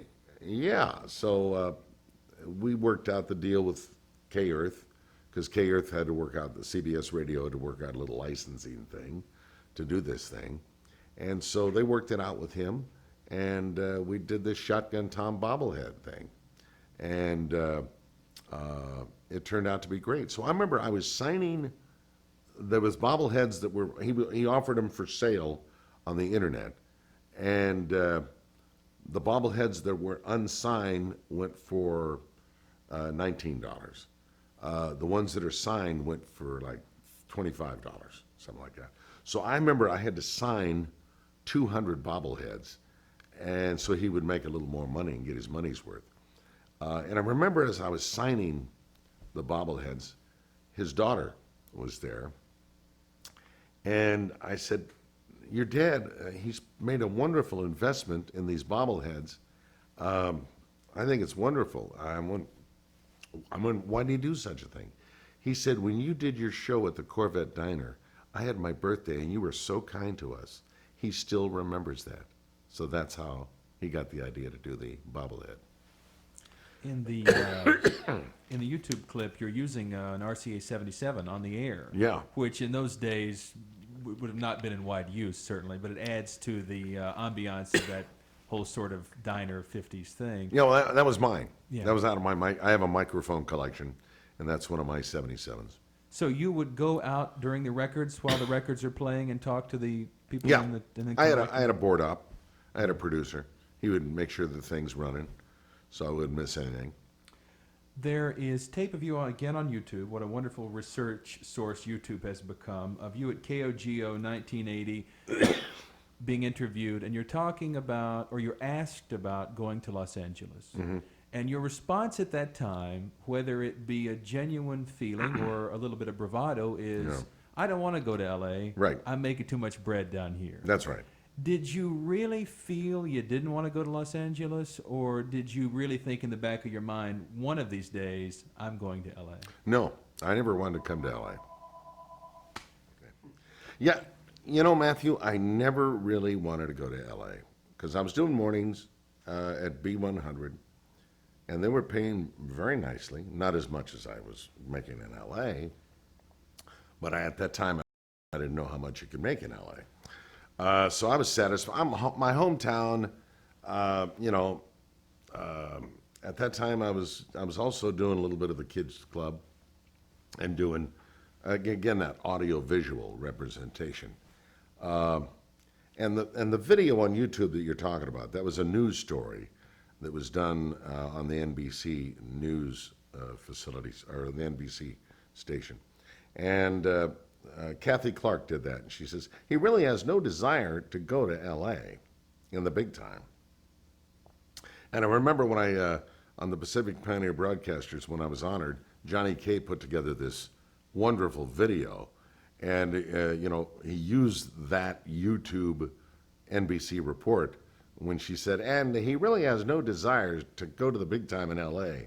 And then he puts, oh, yeah? And then he segues to me at K-Earth. Yeah, so, no, I was happy in San Diego. So, Randy West brought up something we should ask about regarding San Diego, which is that you have such a huge, you have one here too, but you have such a huge, and have such a huge presence, name recognition in the San Diego market and with the audience there. Is that something, I mean, did you have representation to help you do that, or do you think that's something you did solely through your own sort of canniness about how to handle the public and how to build an audience? Well, first of all, I wanted publicity. I wanted to be in the community, and the station wasn't. You know, I want billboard. K-Earth, B100, they bought me a big, spectacular billboard. I did get billboard coverage for a while. But a lot of times they would not, they'd promote the AM guys, Hudson and Bauer. You know, they were the big morning men. And so the FM guy, me, didn't get promoted like they did. So I said, well, I got to work a little harder, and I got to go out there and promote myself. So I know I've been accused of being a selfless self-promoter, and I guess I am. But if you don't do it, the station's not going to do it. So, or if the station isn't doing it, you better do it. So that's basically what I did. And when I walk around San Diego today, a lot of times I don't wear the hat, but they hear the voice and they go, hey, you're Shotgun Tom, aren't you? You know, that kind of stuff. So, it's richly rewarding. It really is. And I know I told Tuna, Tuna hated people coming up to him. Hey, you know, when I was a little boy, I used to listen to you on KHJ. He would hate that.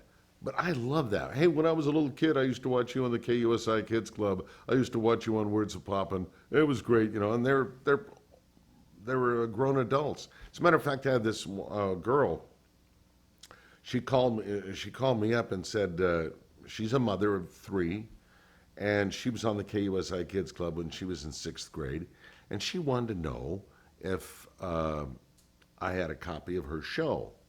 Well, you know, we've all heard horror stories about television stations erasing all the masters, and that's what KGTV did. I had a few that I had saved, but they destroyed all of them, you know. And I think some of the early Tonight shows have been destroyed. But I guess they wanted to reuse the tape. It was 2-inch tape in those days. So this lady called up and said, I called the television station, and they said they don't have any tapes of Words of Poppin' back in the 70s. Do you have any? And I said, well, I think I do, and it's on my website. She went to my website, and there she was. So I made her a DVD of this, and gave it to her, and she was absolutely thrilled. Now, this mother, when she was in 6th grade, got to show her children, who are now in 5th and 6th grade, Mommy on the television. So that was kind of neat, and I met her later on in life. So again, this is a grown adult. I don't mind. It's not making me feel old. It's making me feel good. Yeah, the influence you've had on people's lives, which, and if you impact the audience when they're young especially, if you can connect with a kid, that kid will love you forever. Oh yeah, and not only did I get this too, when they were watching me on Words of Poppin in the 70s, and then in the late 80s, I was doing the KUSI Kids Club. Now, these kids who were watching me on KGTV in the 70s, now they're married, they have kids, and their kids are watching me on the KUSI Kids Club. So you see how it went?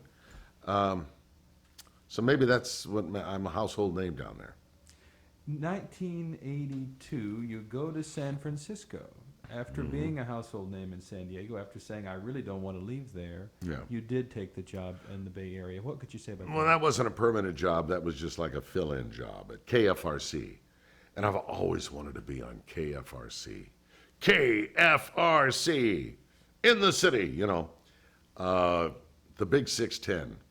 And so Jerry Peterson, who I walked out on to go over to B100, he was program director. And he said, hey, come on, son, come on up here. And so I was doing fill-in there, basically.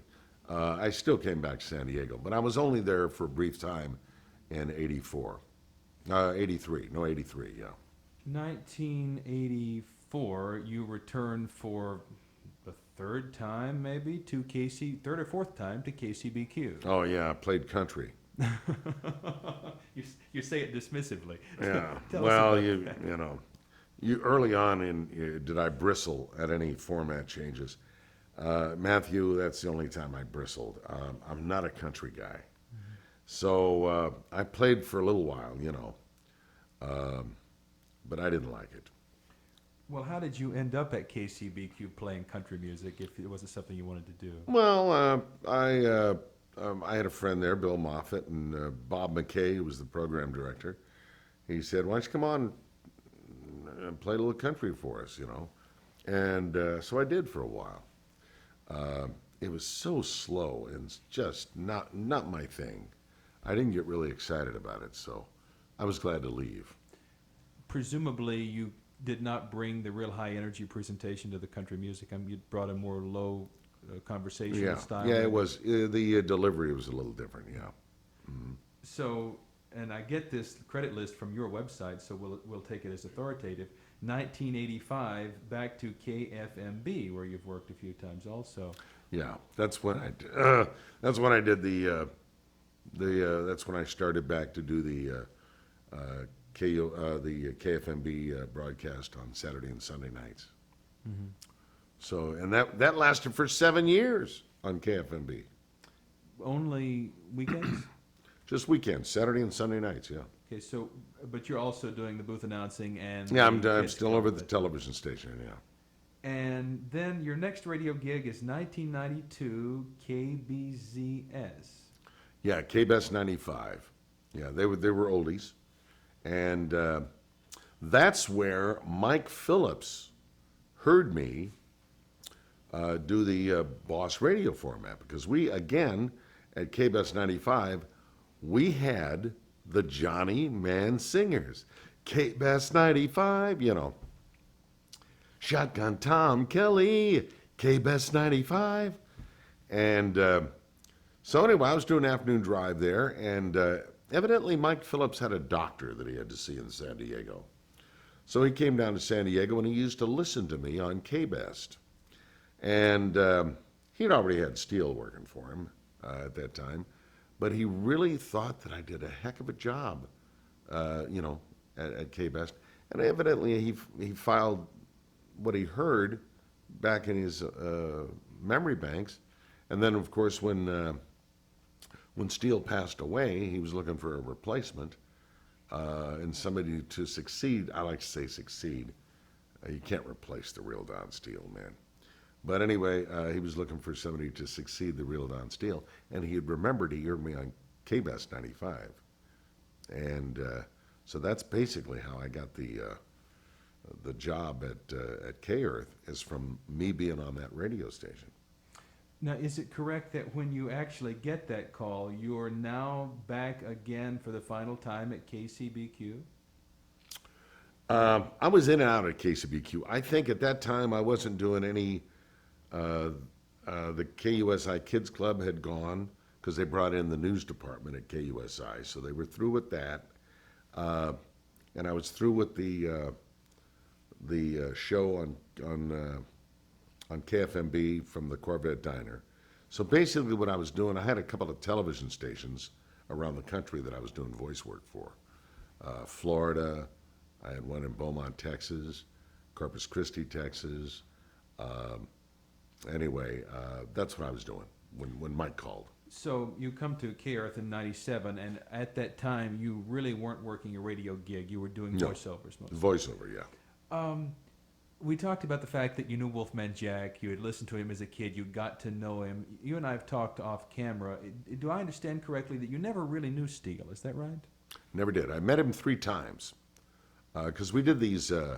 Ford had us test drive these vehicles in the desert, and I met him and Morgan in the desert, and then I was another time I met him at a convention, a radio and records convention. We went to a couple of hospitality suites, and of course I'm going, God, I'm walking around with the real Don Steele, you know.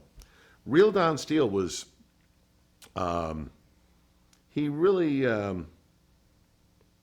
he was, I don't know, he kept to himself a lot. You know, I guess I butted in and followed him around. He eventually lost me, you know, but hey, get away from me, kid, you bother me. I don't know if he was kind to me, but Morgan was the one that I really bonded with. At some of these events, and he used to call me every week. We loved 60 Minutes. We'd talk about the news. And so I remember he called one time. My wife Linda picked up the phone, and he goes, "Yeah, shotgun there? This is R.W. Morgan." And she said, "No, he's not here, but he'll be back." "Okay, tell him Robert called." And she goes, "Okay, Bob." "No, Bob lives here." Oh, he got outraged. You know, but you know, it was never Bob. It was always Robert W. Morgan. And when listeners would call in the morning, they go, "Oh, good morning." "No, it's not good morning. It's good Morgan." You know, yeah, he was something else. He's a piece of work. Now, I think that Steele and Morgan, didn't they die reasonably close to each other in time, leaving 2 huge holes in the lineup up here? Well, Steele passed away first. Yeah. That's when I got that job. And I was absolutely frightened to death. I mean, people love the real Don Steele. And I remember Pat Duffy, this is another story that I love. Pat Duffy, as soon as I said to Mike Phillips that I'd agree to do the job, he said, "Okay, I guess we better talk to the general manager, see how much money you want." "How much money I want? What do you got? I'll work for scale." So anyway, I walked in there, and Pat Duffy said, "Hey, man, so you're going to take the drive shot?" And I go, "Yeah." He said, "All right, what's going to make you happy?" "What's going to make me happy?" "Yeah, what's going to make you happy? How much money do you want?" I'm going, oh my God, nobody's ever asked me that. Usually they say, "Here's what we got, this is what you're gonna get," you know. So I had the wherewithal, because I had an attorney that put together my deals. And so I said, I didn't tell Pat Duffy I was calling my attorney. I just said, "Hey, can I make a call?" He said, "Yeah." So he sent me in another room, and I made this call to Bob Teef, my attorney. I said, "Bob, they just asked me, what's gonna make me happy? How much money do I want? What do I say?" Now, Bob's from Tennessee, talks like this. He said, "Well, Shotgun, what you need to do now, don't demand it. Just go in there and say, how do we get to this amount?" I go, "Bob, I can't ask him for that much money. They're going to blow me out. It's a 3-hour gig every day, 5 days a week. That's too much money. I can't." "No, don't demand it. Just say, how do we get to this amount?" So I go back in.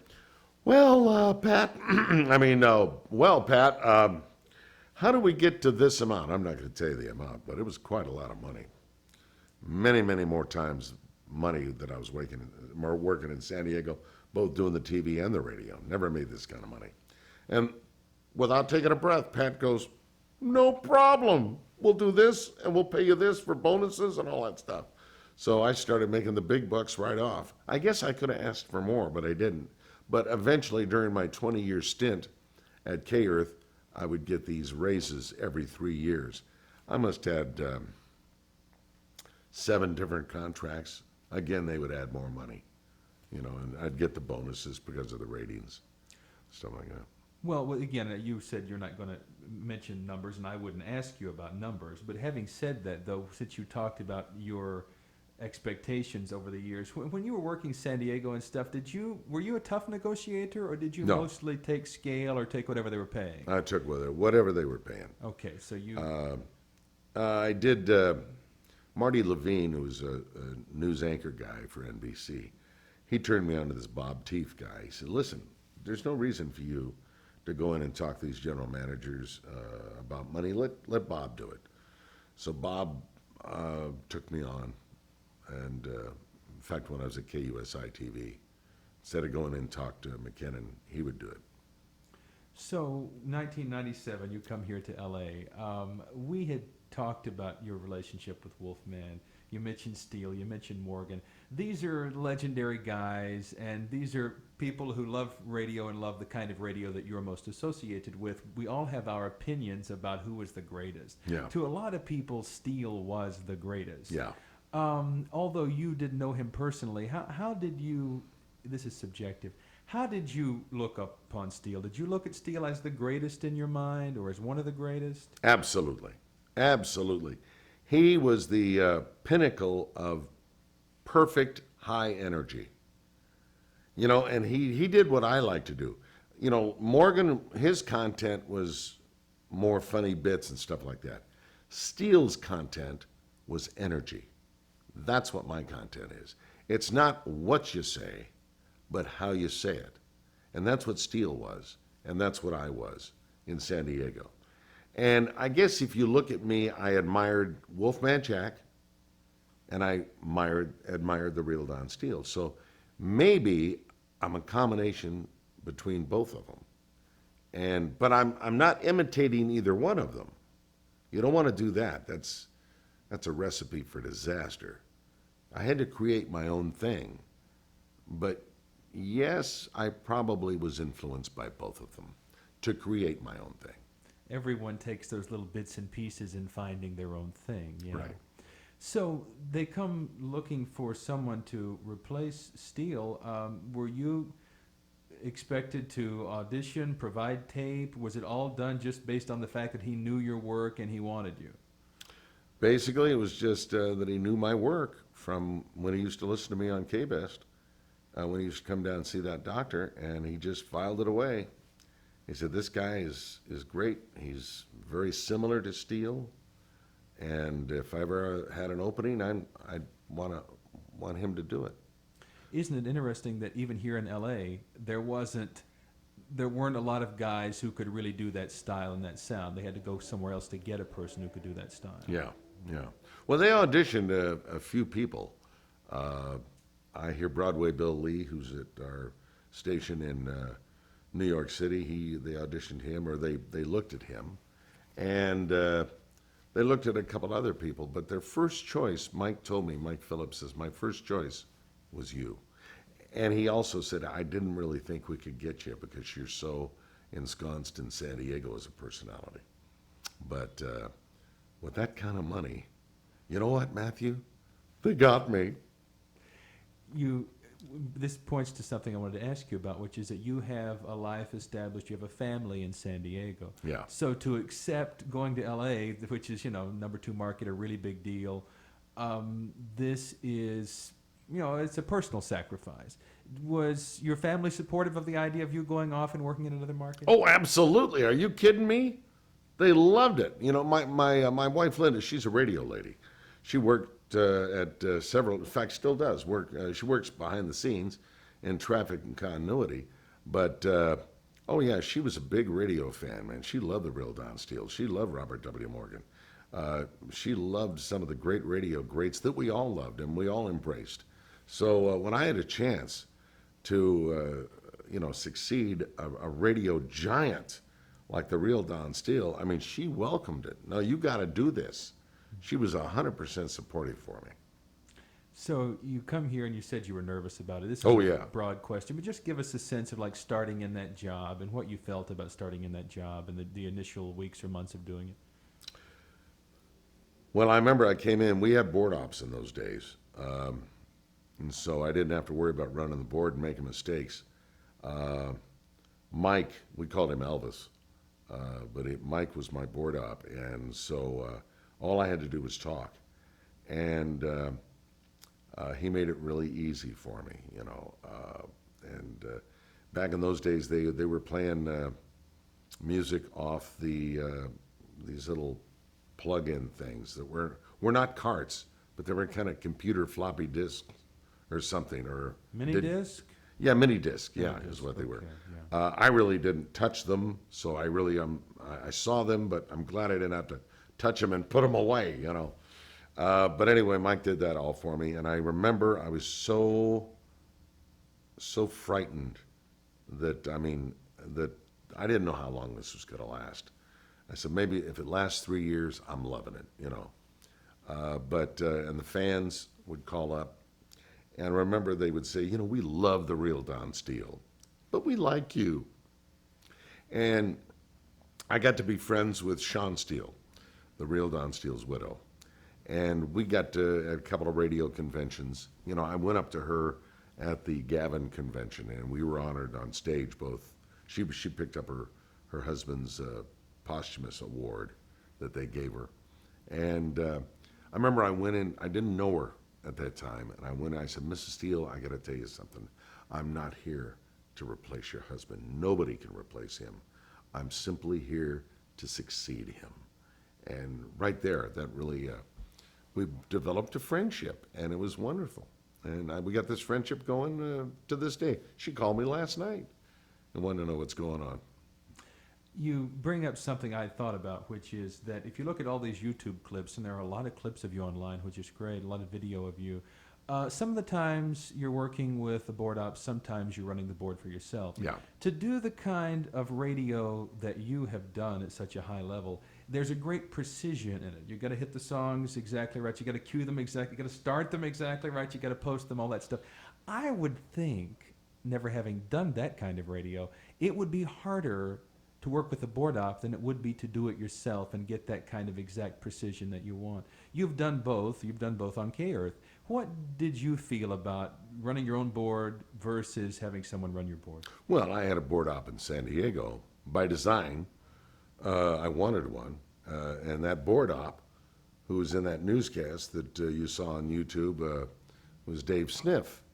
And he was a fan at first. I'd be doing the telethon in San Diego, and he was working at Swenson's ice cream parlor, and he came out and made a donation to Jerry's Kids. And I remember off camera he said, hey, you know what, I really want to get into radio. So I got him a job as an intern at KFMB, and then eventually I got him a job as my board op, and now today he's been at KFMB for his whole career. Now he's running the place. He's the program director. And that's just marvelous. I mean, I'm so proud of Dave Sniff. But, I had a board op there, and I board op up here until the board ops quit when the computer, when they were programming the songs on the computer, everything was on there. It was the jingle, it was the music, it was the commercials, everything. And I remember Mike, we were phasing the board ops out. And he said, hey, Shotgun, you're gonna have to start getting behind the board. And so that's when I started doing my own thing here in Los Angeles. But it was a lot easier. I mean, there was no queuing up records. There was no playing carts. I didn't have to play those little discs that I was talking about earlier. So I found it so easy to do. And to answer your question, Matthew, working with a board op, is that difficult or running the board yourself. I think you're right. When you run the board yourself, you have more control. And so now I'm running the board myself, as I did at KCBQ in those days, as I did at B100 early on when I first got there, before I got the board up. But actually running the board yourself, you're in control. And usually when you have a board op, you have to speak to them on what you want to do next. Okay, I want to play jingle 4-5-3, do this, you know. So now that's taken away. And you already know what you're going to do. And so you have more control. So yes, to answer your question, I think you can do a better show if you run the board yourself.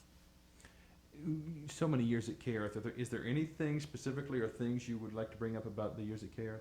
Okay, Randy abstains. Okay. What would again, broad question, but you're there for so long. What would you say about your evolution there, your evolution in this market, your feelings about being in this market over that period of time, opportunities for being here so long? Just general thoughts about a long run at K-Earth. Well, when I first came to K-Earth, I worked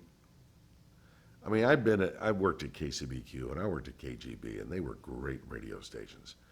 But man, when I first cracked the mic here at K-Earth, the engineers make the sound incredible.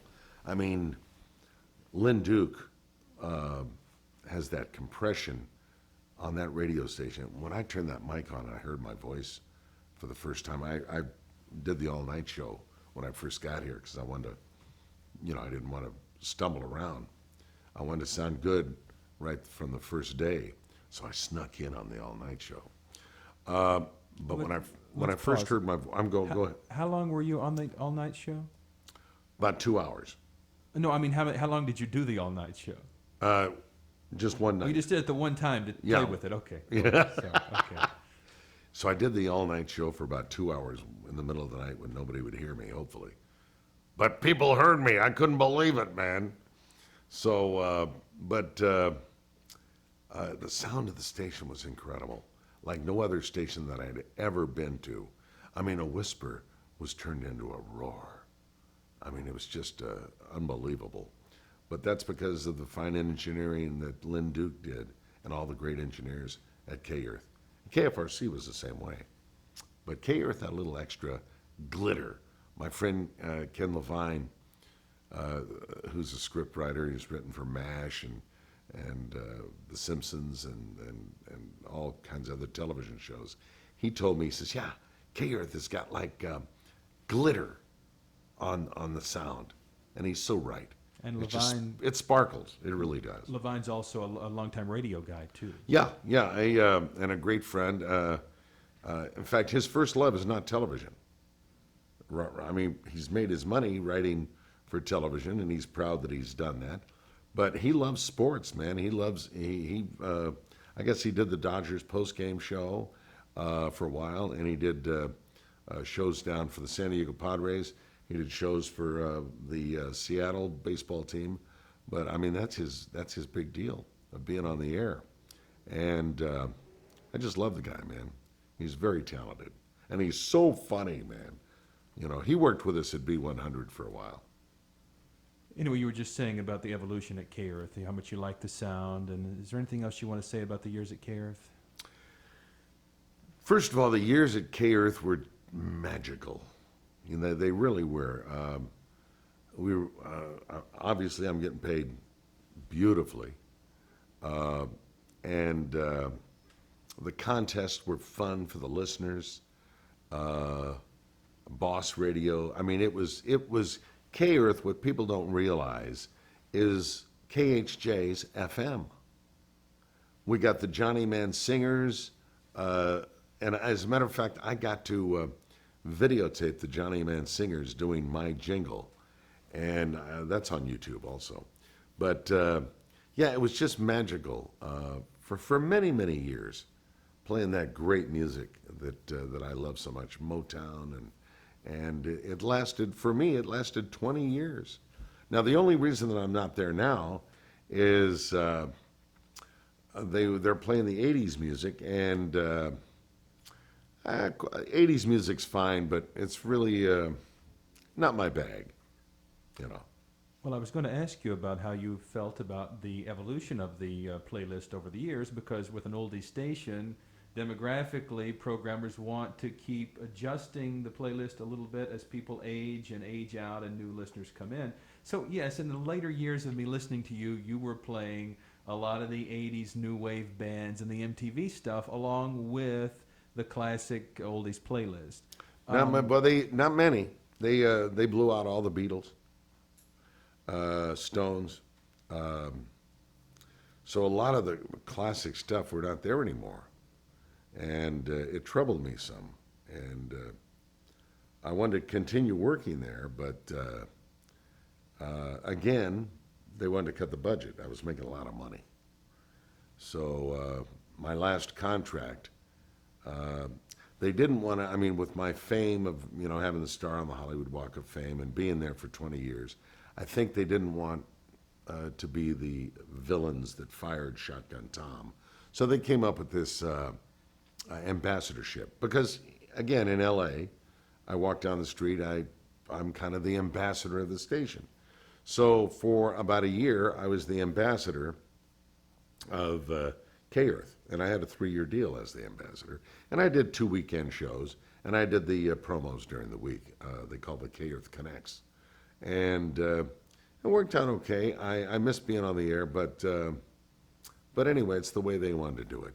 I know when I first came here back in 1997, now remember, I had done voiceover for television stations. I was the booth announcer. And I thought, hey, you know, I could do promos for CBS, and now that I'm in Hollywood. And I remember Neil Ross and Joe Cipriano telling me that, you know, you really need, I know you've been doing this for a while, Shotgun, but you really need to take a course. I said, what are you talking about, take a course, man? I've been doing this. No, you know, there's a lady, Maurice Tobias. She's got a workshop that she does. And so I took her course. I was trying to get an agent, and I was having a rough time. Rejection. So anyway, I took this course with Maurice, and I was told she was very particular on who she wanted to study with. Basically, she had this, for $500, you took her course for a weekend at a recording studio. She put you through some things and heard what you had.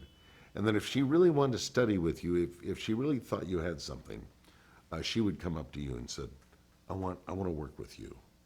So then you get to work with her at $350 an hour, and then, you know, $4,000 for a demo. But I got an agent. Tischerman was the agency that I started to do stuff for. And through Tischerman, I got the movie with Denzel Washington, played a disc jockey in the movie, and that was Deja Vu.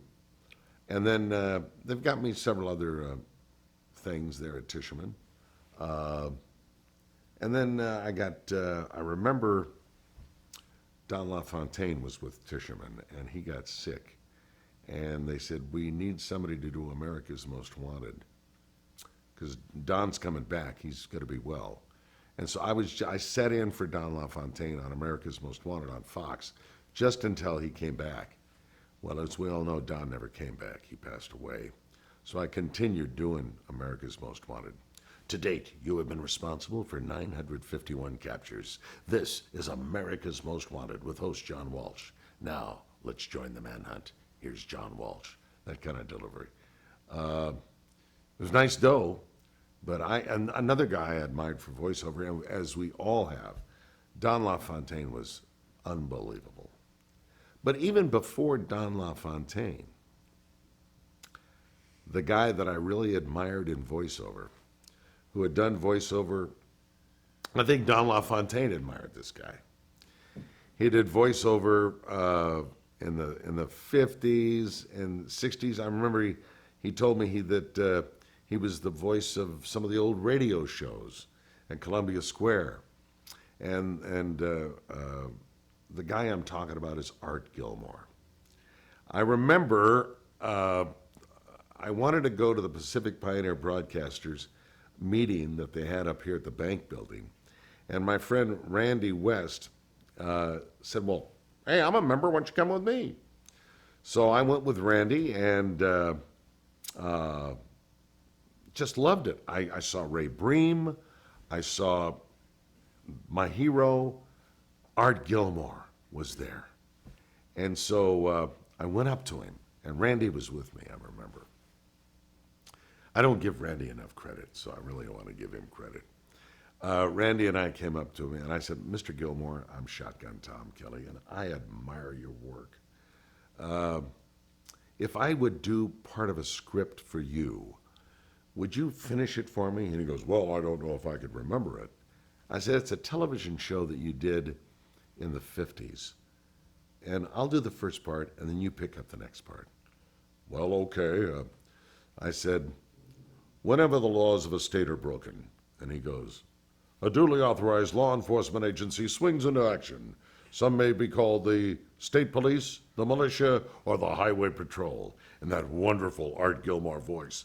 I had goosebumps. I mean, Randy and I were both amazed I'm sitting here in front of greatness.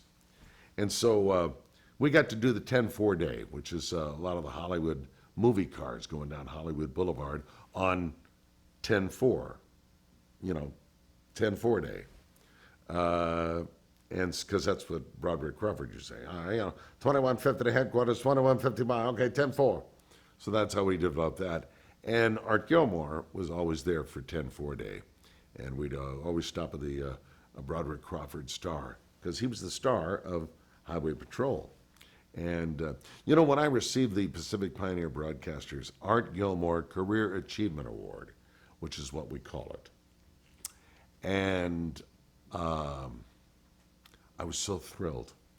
So they made this video of my career that I talked about earlier, which is also on YouTube. But I accepted the Art Gilmore Career Achievement Award, but I wanted to salute them, because a lot of people at the Pacific Pioneer Broadcasters, maybe some of the younger people, they don't know who Art Gilmore is. So I went, Johnny K and I went on, and we selected the Highway Patrol stuff that he did, and Art Gilmore was also the captain on Dragnet. Mm-hmm. So we had those two things. So when I accepted the award, I said, ladies and gentlemen, I want you to meet Art Gilmore. And we played that. And that's on YouTube, too. And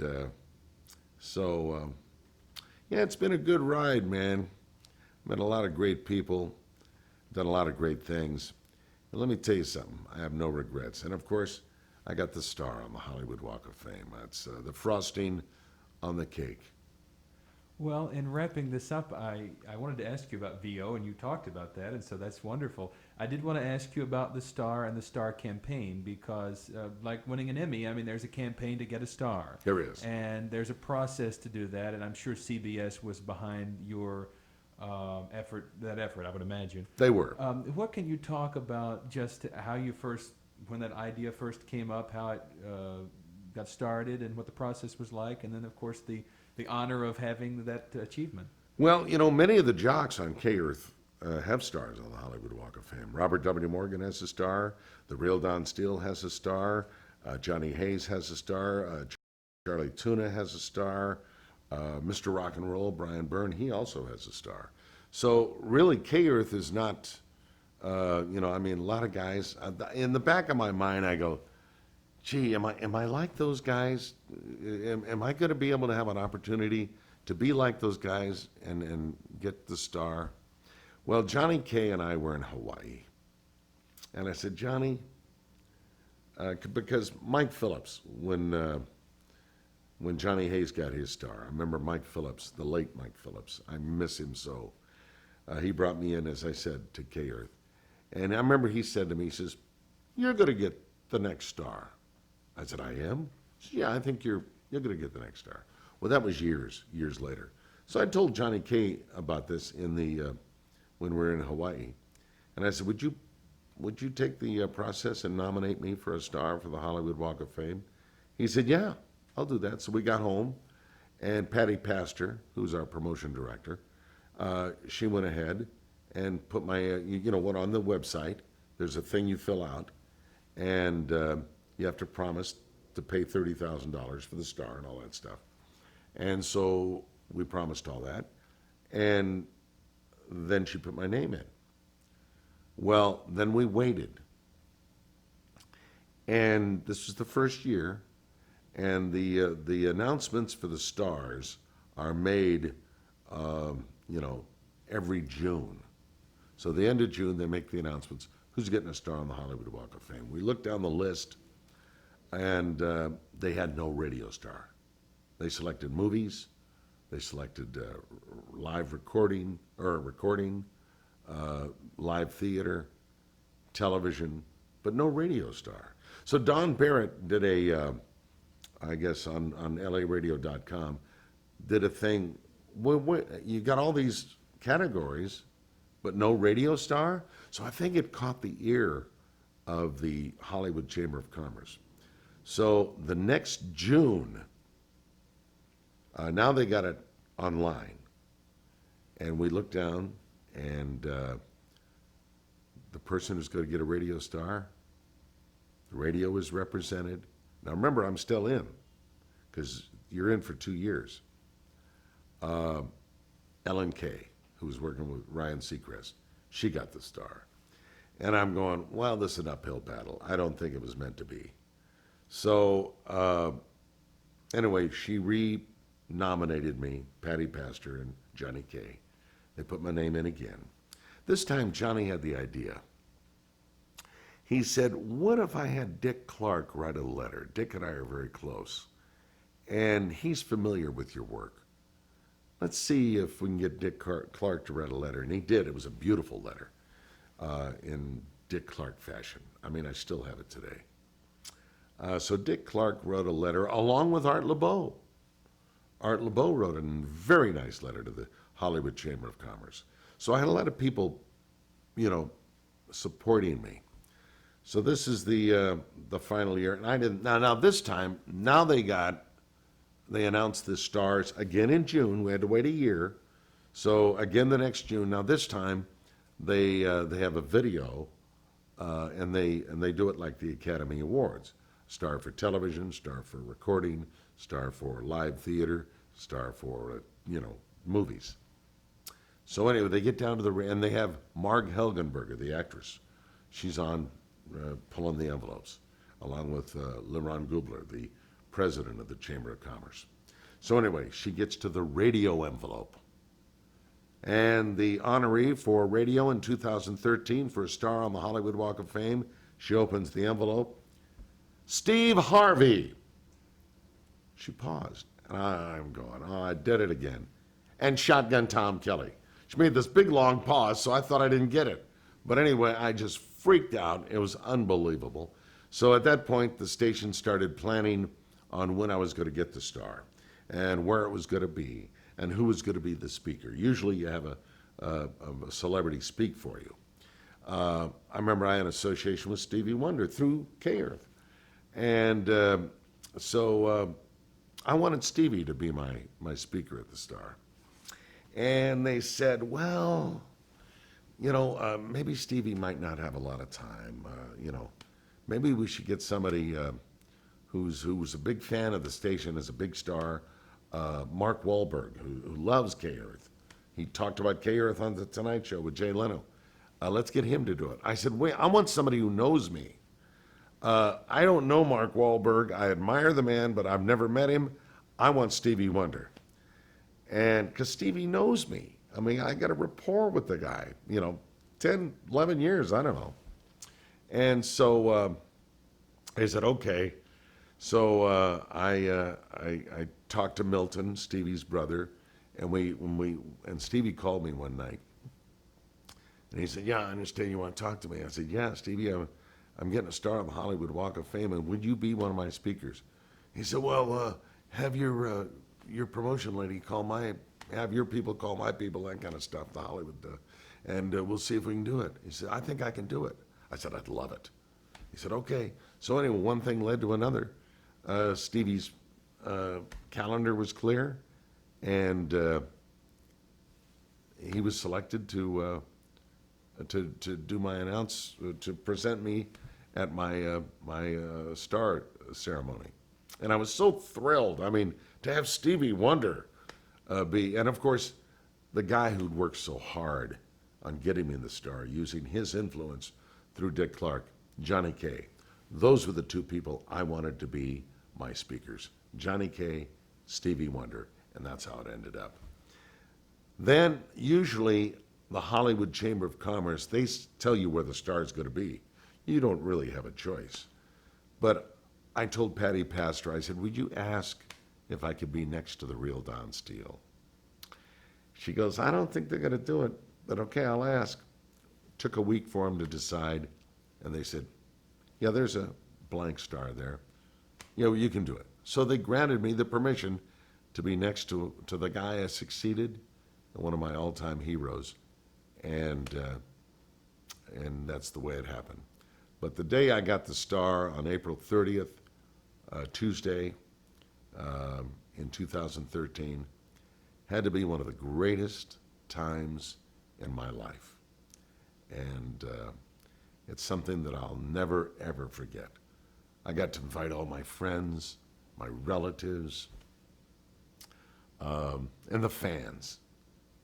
They got to be there. We did a whole promotion for 2 weeks before the star and made sure the listeners, they were the important people, to make sure they were there. Dan Mason, the president of CBS Broadcasting at that time, said, we ought to give away your hats, you know. And I go, wow, that'd be great. So we did a promotion, give away the hats, and then they give you a pin that I usually wear, but I don't have it now. But these little pins for a star on the Hollywood Walk of Fame. So we were giving those away along with the hats, and it really turned out great. I remember George Pinocchio and Channel 7, and then Channel 2, Channel 9, Josh Rubenstein did his weather from my star that day. And it was really great, man, to, you know, and they were talking about it on Channel 2. Josh put on my hat, you know, and Paul Majors had it on Channel 2 News at 11 o'clock. It was really great to see all this. But you know what? Having seen a lot of people getting stars, I wanted to make sure when I got up there at the podium getting ready to speak, I wanted to make sure that I wouldn't go habba habba habba or fall apart, get really emotional. So I asked Ken Levine to write my script, and he did, and he wrote some very funny stuff. One of which that comes to mind. You know, ladies and gentlemen, I can't believe I'm getting a star on the Hollywood Walk of Fame. You know, my kids would come up to me and they say, Dad, you know, one of these days you're going to get a star on the Hollywood Walk of Fame. And I go, oh, well, God bless you. That's great. But I really didn't think it was going to happen. But that conversation happened just last week. And another thing that he wrote, you know, I thought if I got a star on the Hollywood Walk of Fame, it'd be great. And I thought if I were in radio for the next 20 or 30 years, that I might be able to meet the Cowsills. That was another one he wrote. One that I wrote myself at the very end. I said, ladies and gentlemen, I have one request. When you walk over my star here on the Hollywood Walk of Fame, I just have one thing to ask you, and that is curb your dog. Thank you, everybody. So that was my effort on that. But I got so many people to thank who helped me out on that. It was a big deal, a lot of production. Thanking Stevie Wonder, his brother Milton, Johnny Kaye. I don't know what I would have done without Johnny Kaye. I mean, the guy just did a tremendous job. Because, I mean, this is a program director whose job is to promote the radio station, not a personality. And this was all about really a personality. The radio station was the one that I was on. And they benefited, you know. Channel 8 came up. Phil Blauer, who was a reporter down there, came up and did a wonderful job on reporting the star. And, you know, the radio station over John Raby, who does KPCC, is that what it is? Yeah, Pasadena Public Radio. Right. He came out and did a marvelous report. One of the best. I mean, it was very produced, and that's also on you can get that on email or on the web. But did a great job. Yeah, they do very well-produced packages and things. They really did it. They did a wonderful job, and that's they interviewed my relatives, and I remember the limo pulled me up a couple of blocks from the Star, and I'm walking up, and I'm talking to Josh Rubenstein on Channel 2. Get through, and I said, well, I got to make my way to the Star, and then immediately, the first thing I did, instead of talking to the celebrities that were there, I went right to the fans. And one of my great pictures is a friend of mine who's a member of the Pacific Pioneer Broadcasters, Alan Brent Cannell. He's a TV producer, and he was there taking pictures. He did this beautiful book that looks like it should be in Life magazine. But one of the pictures that he took was the picture of me greeting the fans. And that's one of my favorite pictures, it really is. Because without the fans, without the people supporting me all these years, there would not be a Shotgun Tom. I would have been dismissed many years ago. But they kept me going. And I got a lot of people to thank. And I'm so thrilled to be a member of the Pacific Pioneer Broadcasters and to be a second vice president and offer some input. And Matthew, I'm so happy that I brought you into the Pacific Pioneer Broadcasters. You have been an asset for everybody. And they've come up to me and they go, God, that Matthew is fantastic. So you've done a good job. Thank you. That's very kind of you. I was going to ask you in closing. You've already talked about how Randy got you in the group. I would have asked you how you got in the group, but in closing, since you talked about that, how long have you been a member, and what has the PPB meant to you in your life? Well, first of all, I met a lot of great people. I met the lady who does Rocky.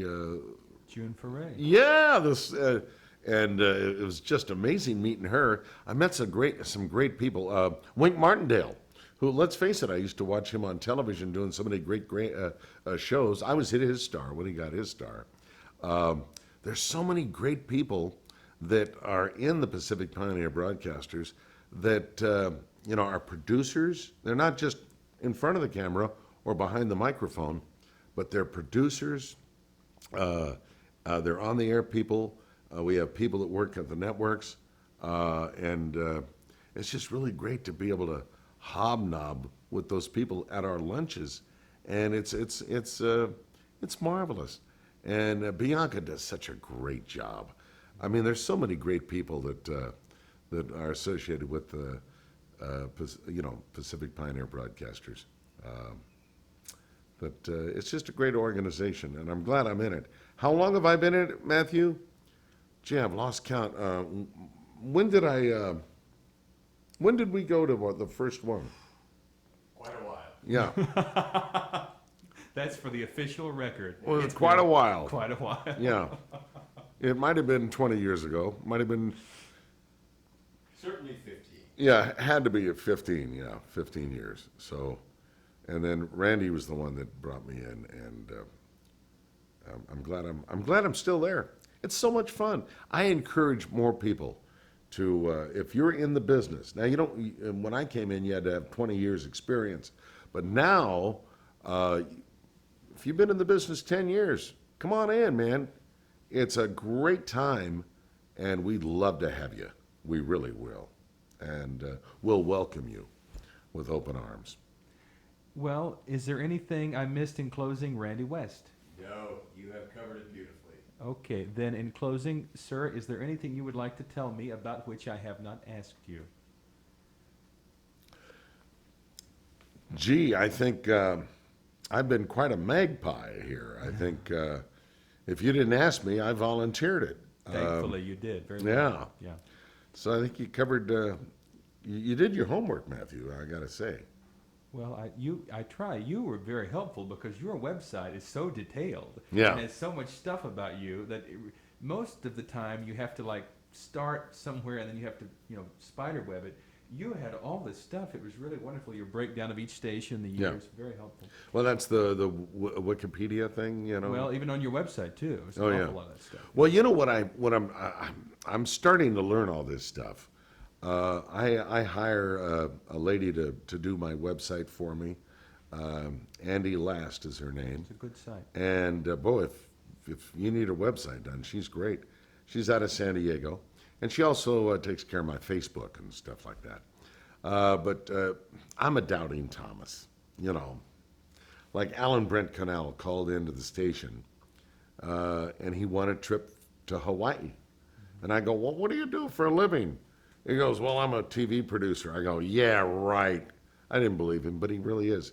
He's producing Animal Kingdom, which is a show on TNT. And he's produced so many other shows, Northern Exposure.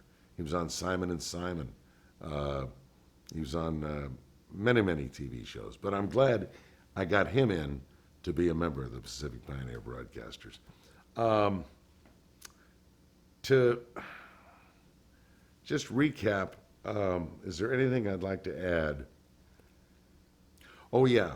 I was talking about Andy being my web mistress. Again, I'm a doubting Thomas. She said you ought to do a live Facebook stream. And I go, why? Nobody's going to watch that.